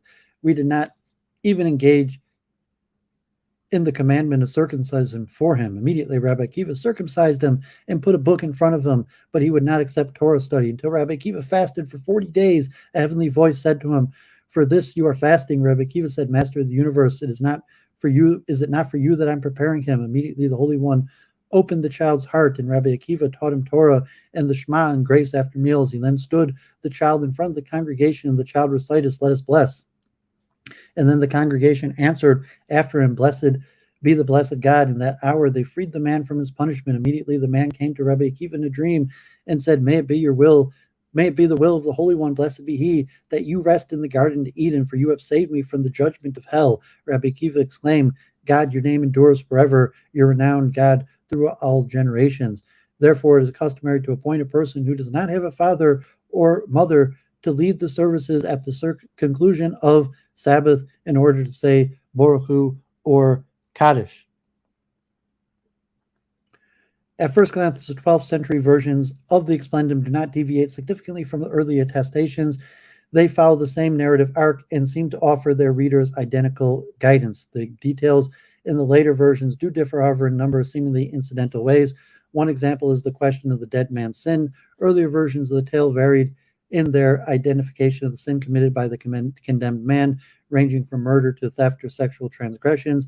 In one earlier medieval text, the dead man admits that there is not a single sin remaining that I did not commit. Yet by the 12th century, all three versions of the story specify that the sinner had been a crooked tax collector. The appearance of the dead man is also described in much greater detail in 12th century versions. He carries a great burden of thorns on his head and is said to be black as coal. Neither of these details is included in the earlier versions of the narrative. Also noteworthy is the attention given in the 12th century version to the dead sinner's son. In earlier texts, the son simply responds to Akiva's prodding and recites the appropriate prayers. In the 12th century versions, however, the reader is informed that the child is uncircumcised and that he was unwilling or unable to absorb Akiva's teaching until God intervened directly. Many scholars who have analyzed the 12th century version of this story have treated it merely as an expanded version of earlier ones, with its new details originating as explanations or misunderstandings of details found in the previous versions of the tales. But to a learned Jewish reader in the 12th century Ashkenaz, these subtle differences would have spoken volumes. Indeed, the unique elements of the story combined to dramatically reshape the fundamental message of the tale, and it seems clear that the editor who reshaped the story did so quite consciously. To begin with, many of the new details found in the 12th century version seem to have been borrowed from a famous sugya in the Babylonian Talmud concerning the fates of sinners in the afterlife. Jews and non-Jews who sin and their bodies descend to hell and are judged there for 12 months. After 12 months, their bodies are annihilated and their souls are burnt, and the wind scatters them under the feet of the righteous. But the heretics, traitors, and the Epicureans who denied the Torah and the resurrection of the dead, and those who separate themselves from the ways of the congregation, and those who instilled their terror in the land of the living, descend to hell and are judged there eternally. Rabbi Isaac ben Avin said their faces resemble the bottom of a pot. Who are those who instill their terror in the land of the living? Rav Kizda said, this is the PaRDeS who instills excessive fear in the community, not for the sake of heaven. Reb Judah said in the name of Rab, any PaRDeS who instills excessive fear in the community, not for the sake of heaven, will not see his son become a scholar. A number of the details introduced in the 12th century version of this expendum can be better comprehended at the base of the Talmudic text. So I'm going to skip the part about the tax collector, why they changed to make him a tax collector.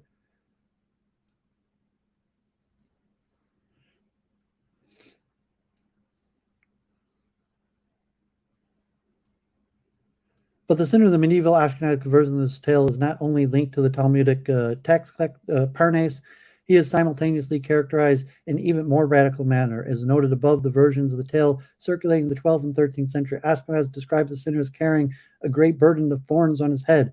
For a medieval audience living in Christian society, this description could not but recall Jesus, who, according to the Gospels, was led to his crucifixion carrying a heavy cross and mockingly crowned with thorns. This Christological resonance would have found an echo in a syntactical oddity not present in many prior attestations of the tale, namely the dead man's consistent use of the third person referring to himself in his dialogue with Rabbi Akiva. Throughout the tale, the sinner awkwardly refers to himself as that man. Thus, Osa Ish appears where the intention is clearly, I am dead, that man never had a son, and so on. In rabbinical medieval sources, Osa Ish, that man, appeared frequently as a pejorative moniker for Jesus, that man.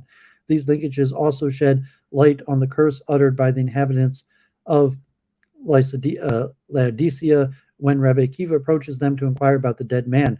The malediction, may the bones of that man be ground up, would have reminded a learned Jewish audience of the Roman Emperor Hadrian, who is identified in many rabbinic sources as Hadrian, may his bones be ground up. Hadrian led Roman suppression of the Bar Kokhba revolt, during the course of which Rabbi Akiva himself was said to have been executed, was not only an arch villain of rabbinic literature. After the 4th century Christianization of Rome, he, along with the Roman emperor, more broadly came to function metonymically as a symbol of Christianity. Thus, that man crowned with thorns is cursed by the townspeople is a decidedly anti-Christian idiom. But why would our narrator link the sinner and Jesus in this manner?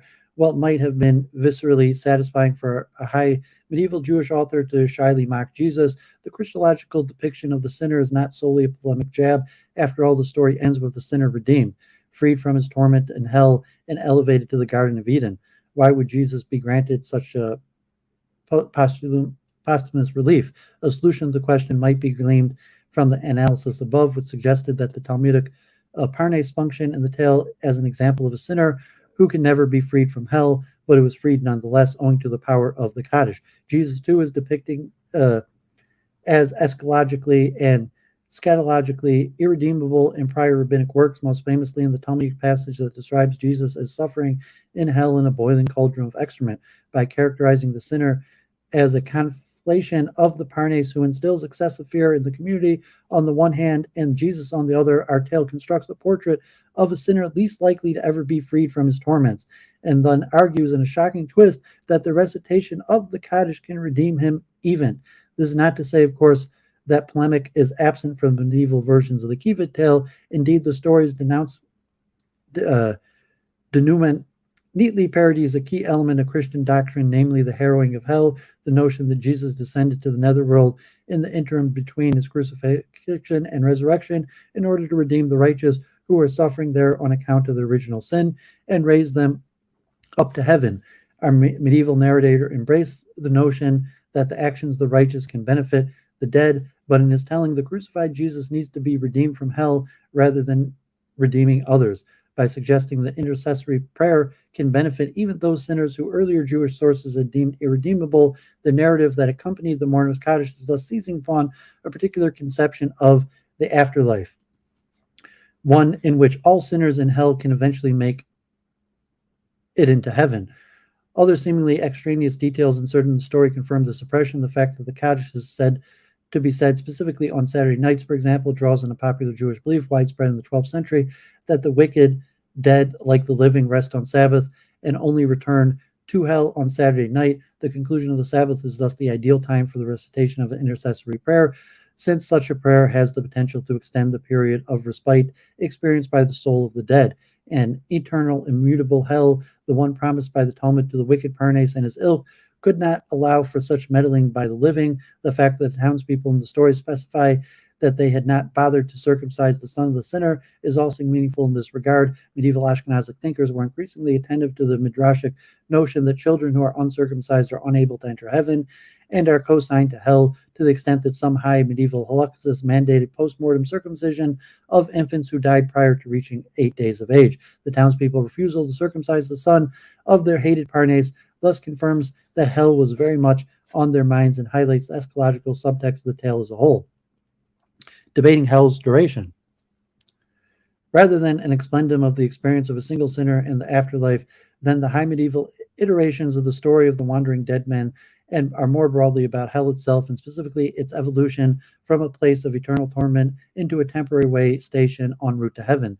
Such a conception of hell has precedence in prior rabbinic literature, but there was hardly a consensus on the matter. Indeed, despite the tendency of some scholars to essentialize the Jewish doctrine of hell, no consistent approach on the nature or duration of post-mortem punishment can be found in the late antiquity or early medieval Jewish sources. Rather, we find in rabbinic texts, as the apocalyptical sources that precede them, an array of competing ideas about the next world simultaneously in circulation. The rabbis seem split as to whether the wicked were punished in hell for all of eternity, punished for a discrete period of time, and then physically annihilated, or punished for a discrete period of time and then allowed into heaven.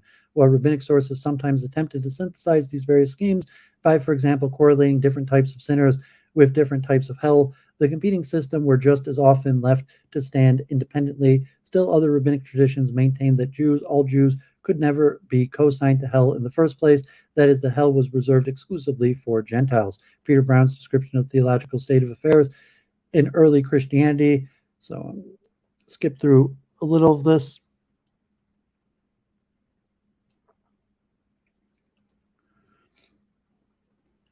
And to be sure, the periodic controversies over the writings of Maimonides, which initially centered on his conception of the afterlife, point to the interest and anxiety for which these theoretical questions were treated. Indeed, the first Maimonidean controversy of the late 12th century, which dealt explicitly with the nature of post-mortem reward and punishment, was apparently sufficiently widespread in Ashkenaz to elicit a response from Eliezer ben Judah of Worms himself.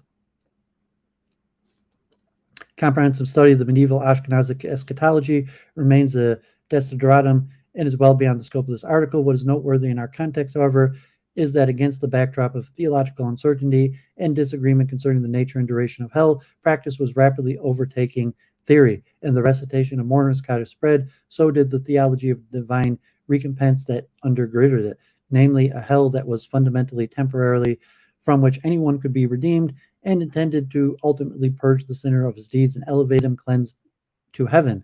That subsequent halachas almost invariably gesture toward and often retold the story of Rabbi Akiva and the dead man in their discussion of the practice of demonstrates the detailed and symbolic meaning of it evoked continued to resonate and were understood to be inextricably linked to the liturgical custom itself. Significantly, it was not only the Jews of medieval Northern Europe who were debating the nature and duration of the post-mortem punishment. In his landwork study, Jacques Le Goff argued that 12th century Northern Europe witnessed a comprehensive development in new eschatological realm, purgatory, a site of temporary suffering intended to cleanse the wicked of their sins, whereas hell tended to function in prior Christian thought as a realm of eternal punishment. Purgatory came to occupy a middle ground that aimed to purify the wicked so as to speed them up on to heaven. Le Goff traced the development of purgatory in Christian doctrine, but also highlighted the means by which theology intersected with ritual. Attempts at intercession on behalf of the dead were illogical so long as hell was viewed as eternal, but the newfound emphasis on temporary purgation invited prayers, masses, charitable donations, and other efforts at shortening the durations of one relative's suffering. Le Goff also highlighted the means by which ideas and practices spread, particularly the upswing in exempla about purgatory, which came to figure prominently in an array of high medieval genres such as sermons and visionary accounts. Such exempla focus on encounters between the living and the dead and use narrative to reinforce the notion that the intercessory efforts of the living could indeed bear fruit in shortening the duration of the purgation of the dead. The Goff's situation of the birth of purgatory in the 12th century Northern Europe has come under fire by an array of subsequent scholars. So, viewed from this perspective, the development of the Mourner's Kaddish can be seen as an attempt by Jewish legalists to harness the traditional Jewish practice to fill a ritual need occasioned by the shift in the broader theological milieu, the increasingly purgatorial notion of hell presupposed by the Mourner's Kaddish and its accompanying exemplum developed and spread precisely in the same time and place that witnessed the birth of purgatory. Like their Christian neighbors, the Jews of Ashkenaz tied the shifting conception of post-mortem punishment to new means of liturgical intercession and composed exempla that reflected and circulated the new theological development. And notably, this introduction of the Mourner's Kaddish, steeped as it was in the surrounding Christian milieu, was couched by the late 12th century author in subtly polemic language that ridiculed Christian eschatology beliefs, even as it subtly co-opted them. That Jews were attuned to developing Christian views of the afterlife should come as no surprise. After all, descriptions of hell and its torments were a mainstay of both Jewish and Christian polemic writings, and adversarial encounters between religious rivals served as a means of transmission of doctrinal content. The doctrine of the harrowing of hell is a particular figure prominently in the high medieval disputational tracts composed by Jews and Christians alike. The anonymous 13th century Ashkenazi compiler of Sefer Nitzahon Yashan, for instance, describes in detail both the doctrine itself and the theory of ransom, on which it predicated before subjecting both to a lengthy and withering criticism. He wonders, could Christians assert that all people were co-signed to hell prior to Jesus' death when the Gospels itself contained the story of Lazarus?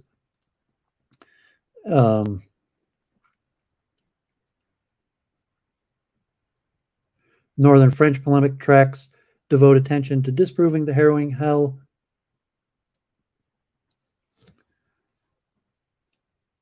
So just skip a little of this.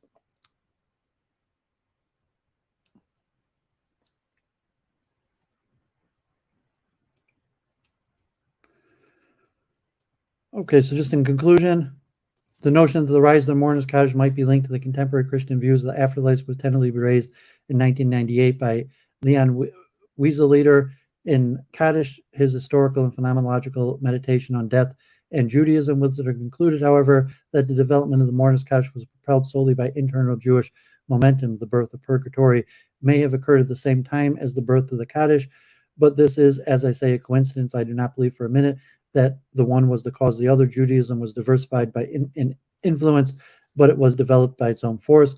Yet there is no need to distinguish so starkly between internally developed and externally diversification. As much recent scholarship has demonstrated, medieval Ashkenazi culture was profoundly embedded within its surrounding Christian society, but this does not mean that Christian theological developments caused the birth of Kaddish. For far from being a mere co-option of regnant Christian beliefs, the rise of the Mourner's Kaddish reflected a far more nuanced and complicated process of simultaneously distancing and appropriation. Thus, the Akiva tale, whose genre and underlying theological symbols both reflect contemporary Christian mores, expresses itself in a polemical idiom, parodying the harrowing of hell and describing the suffering of Jesus in the next world, even as it unexpectedly concludes with the Jesus figure redeemed and restored to heaven. The developments traced here are thus textbook examples of what Ivan Marcus has called the inward acculturalization. And in other spheres of medieval Jewish life, the legalist of Ashkenaz, in this instance, adapted Christian themes and iconography, which they saw all around them every day, infused them often in inverted and parodic ways with ancient Jewish customs and traditions. Jews absorbed into their Judaism aspects of the majority culture and understood the products to be part and parcel of their Judaism, and they continued to think of themselves as completely Jewish. Talia Fishman's formulation is also fitting in this regard at a time and place when it would have been unthinkable to acknowledge the influence exerted by the despised majority culture, the anxiety engendered by the ineluctable influence triggered the Ashkenazi search for an unusable past by drawing on a well-attested narrative and ubiquitous prayer and investing both with a new meaning. The Akiva story subtly mitigates between the familiarity of the past and the theological needs of the present. The development of the Mourner's Kaddish serves as a case study of the number of broader interrelated phenomenon. On a methodological level, it belies the notion that ostensibly derivative medieval texts should be analyzed primarily diachronically as witnesses to earlier your text. Well, our tale bases itself on a well-known trope. Its specific treatment of that trope reflects the decidedly synchronic concerns of the audience that generated and would consume it. The parallel shifts in Jewish and Christian conceptions of the fate of the soul after death, meanwhile, reflects the embeddedness of Jewish practices and beliefs within their Latin Christian surroundings and illustrate the polemic texts often paradoxically serve to anchor the Jewish minority within the majority surroundings and served as a conduit through which Jews and Christians could engage with one another, texts, beliefs, and traditions. Okay, so there you have it. I was pretty happy with that one. I thought that was pretty insightful, that one of the Mourner's Kaddish. And if Lindsay's back, I put the link in the chat. You could hop on. I see there's only a handful of people watching, so I'll make some concluding remarks. If Lindsay's around, you could hop on, or I'm not sure if you figured out my Twitter or Discord, if you wanted to talk privately, or I'm about to end the stream also. So after a few closing remarks, so we could talk on the StreamYard link after the stream is ended, so it'll be private. So just some final thoughts here. And happy Passover, Judas. Good to see you. God bless. Last days of Passover coming. So, I went for a good 4 hours. I covered quite a bit of things. I started 3.5 hours. I started with the basic conception of the soul, the Kabbalistic, the spheres, the four worlds, little overview, mentioning the scholastic understanding, the anachronizing process, where most academics, including Jewish academics, believe that in ancient Israel, Jews did not believe in a soul that survived death, and that was appropriated, borrowed, incorporated from Greeks, possibly some aspects from the Babylon exile, Persia, and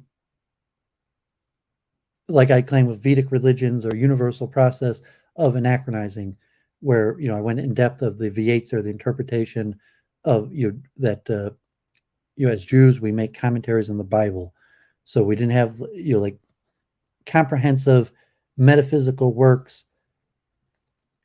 Maimonadies is one of the first people to do a comprehensive metaphysical topical work, Duties of the Heart, and then later the Arizal, where you have metaphysical treatises, that Jewish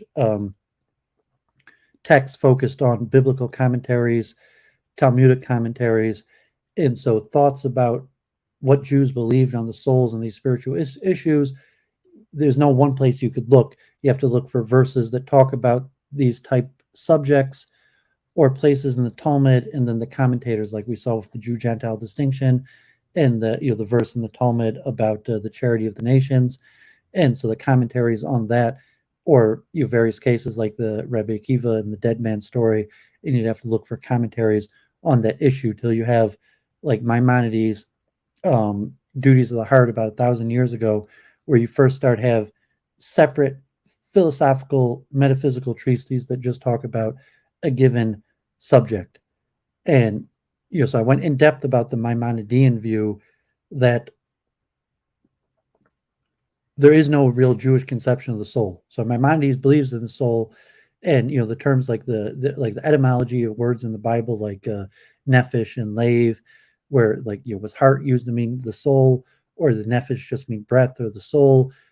Saying like theologically, I didn't mention it, but Jews, like Maimonides' 13th principle, were required to believe in resurrection of the dead and Messiah, not the soul. There's no requirement in Judaism to believe in the soul or to believe in life after death. And the Ten Commandments, reward and punishment, is not mentioned in terms of happening after death. It's mentioned in terms of our children, and that our children are rewarded and punished for our deeds, not necessarily like a soul and something happening after life or death. And the New Testament has quite a few statements about the soul. So I didn't cover like the Christianity, but to say that in the New Testament written in Greek is borrowing upon the Greeks. Then you have the Gnostics, the Talmudic literature that has some of these more statements that are just stories or occasional statements that talk about the soul, that most scholars believe was taken from the Greeks. And they mention that Maimonides is a Neo-Aristotelian, as where the Kabbalists are Neoplatonists. And so the Kabbalistic template of the 10 emanations and the 4 worlds for the soul and the world and creation, and even the Jewish Gentile distinction, so to say, of the 4 worlds, that the Gentile soul maxes at the second world, as where the Jewish soul, according to some, is at the very highest, is at the first world, part of God, Chelik Mimal, Chelik Elokai Mimal Mamish, as the Tanya puts it, or at least the third world, one above the Gentiles. So the Kabbalistic nature of the 5 levels of the soul, and the Nefesh, Ruach, Neshama, Yechida, Chaya, Yechida, those parallel the 4 worlds.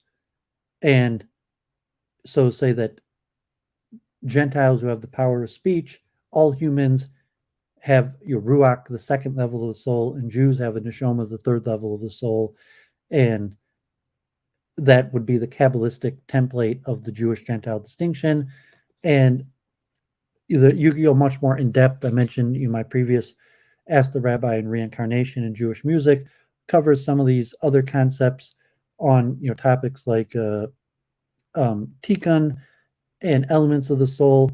Although the Maimonidean anti-Kabbalist attitude, which says all souls are equal, the key is rationality and effort in the absoluteness of free will.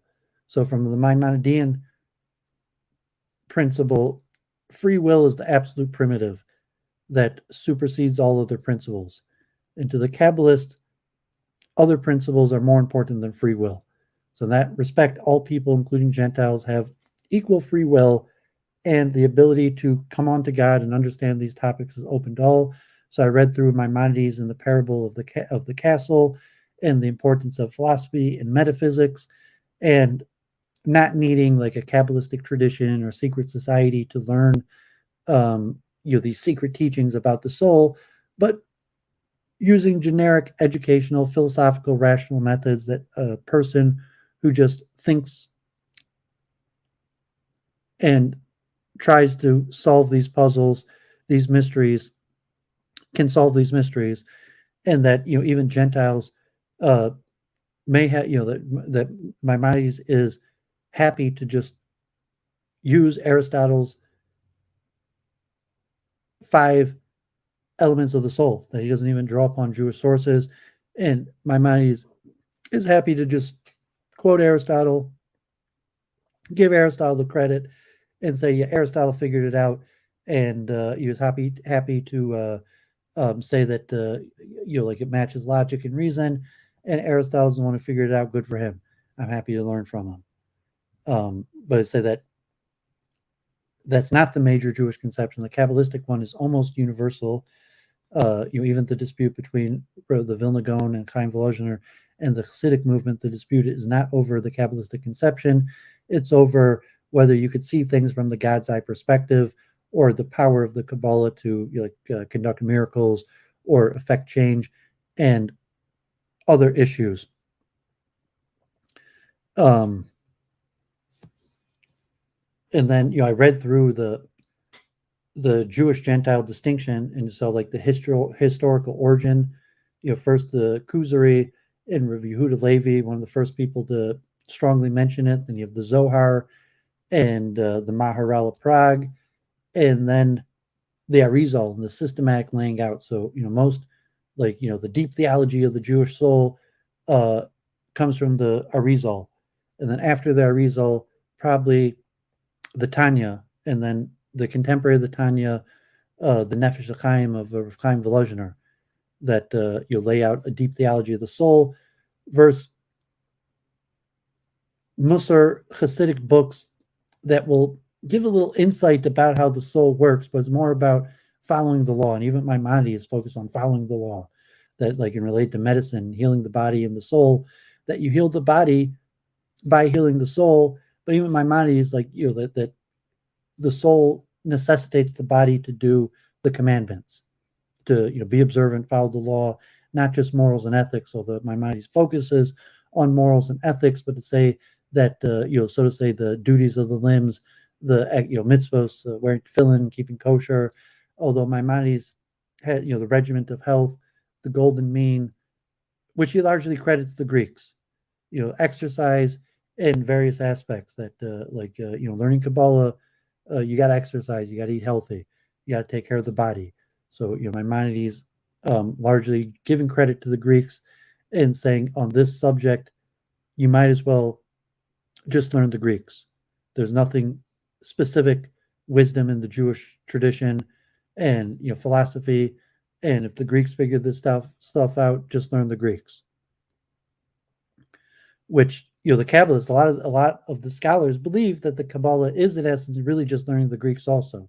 However, the Kabbalah is not packaged that way. Kabbalah is packaged as secret, esoteric, traditional, received Jewish wisdom from the prophets, not stuff that had been taken from the Greeks and repackaged in a Judeo-faction as Neoplatonism, as the majority of scholars would hold. So I'm not sure Lindsay came back, how long it's been, but if happy holidays.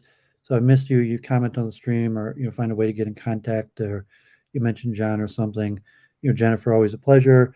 Judas, Reiner, John Williams, Boo Boo, Fluent, everyone in the chat. Appreciate you tuning in. Hope the stream was beneficial. Happy Passover. Study some Torah, take things seriously. Oh, Lindsay, you're here. So I put I'm not sure if you want to talk online or offline. I put the StreamYard link in the chat. So if you want to talk offline, you could take the StreamYard link and we could talk. I'll end the stream. We talk offline. Or if you want to talk online, you can take the StreamYard link. I'll keep on streaming. We'll talk online. Or because otherwise I basically finished. Been going almost 4 hours, and Passover. So got some good information. It's a deep topic. I hope to turn to it more. So after Passover, I'll probably do a stream on the multiple truth hypothesis, and then I'll continue my philosophy of science series. And after that, I would like to, I have a few more Ask the Rabbis. So I have a whole bunch of research I really did like 2 years ago, and maybe I'll go through and they're long essays, and maybe I'll use the new highlighter, be more beneficial. And I think I did divide it into three streams, probably at least two streams. I think three streams. I was going to do a stream on the origins of the Jewish Gentile distinction, which also is one, historically think comes during the Roman Greek era, and a lot of it is copied from the Greeks. So I'm not sure if you're popping on, Lindsay. You should take the link. I'll add you, or what you want to do. But talk about my future streams real quick, and I'm about to sign off. So if you are going to hop on, pop on the link, because you're probably going to otherwise going to sign off in a few minutes. So I'm going to do more Ask the Rabbis, either 2 or 3 related to the Jewish Gentile distinction, that would include Tikkun Olam, the origins of Tikkun Olam, and that's in relation to the special. I don't know, maybe that's not specific to the Jewish Gentile distinction, but what is the origin of the concept of Tikkun Olam, the Noahide laws, the origins of the Noahide laws, and then just generally the origins of the Jewish Gentile distinction. So there's a lot of interesting material. Most of it focuses on Second Temple period Judaism of the Greek and Roman occupation. And I also have a lot of research on slavery, the historical Judaic Hebrew views towards slavery, including biblical times, medieval times, through American slavery, abolition of slavery, modern opinions of rabbis in Israel, messianic visions. So, another important controversial topic, how to understand slavery in the Bible, and historically, slavery, Jewish role in slavery, or how rabbis viewed slavery up until the Civil War in America. And so hopefully, through Shavuos, tonight, the Omer. So last night was the 4th night, and I'll say the nightly prayer and do the Omer prayer, like I mentioned, the Kabbalistic. Today will be Hod Sheba Chesed, the endurance of the glory of kindness. And through Shavuos, over the next 6-7 weeks, hopefully I'll pump out another 2 or 3 Ask the Rabbis, and I will continue my philosophy of science series, and I'm going to do one midway, hopefully this Sunday night, on the multiple truth hypothesis in relation to the first. Pump out another 2 or 3 Ask the Rabbis, and I will continue. Okay, so I added you, Lindsay. If your science series, and if your YouTube's on now, you got to mute it. Midway, hopefully this Sunday night. Okay, well, mute your YouTube stream, not the StreamYards. About another 2 or 3 Ask the Rabbis, and I will continue. Okay, so I added you, Lindsay. If your science series. So just turn off the YouTube, and then you hear through the StreamYards. You hear me? Yeah. So happy Passover, Lindsay. Happy Passover. Well, I was actually just sitting here, and I just was bored, and I was watching your stream yesterday with John Wolf, with Jen Bailey.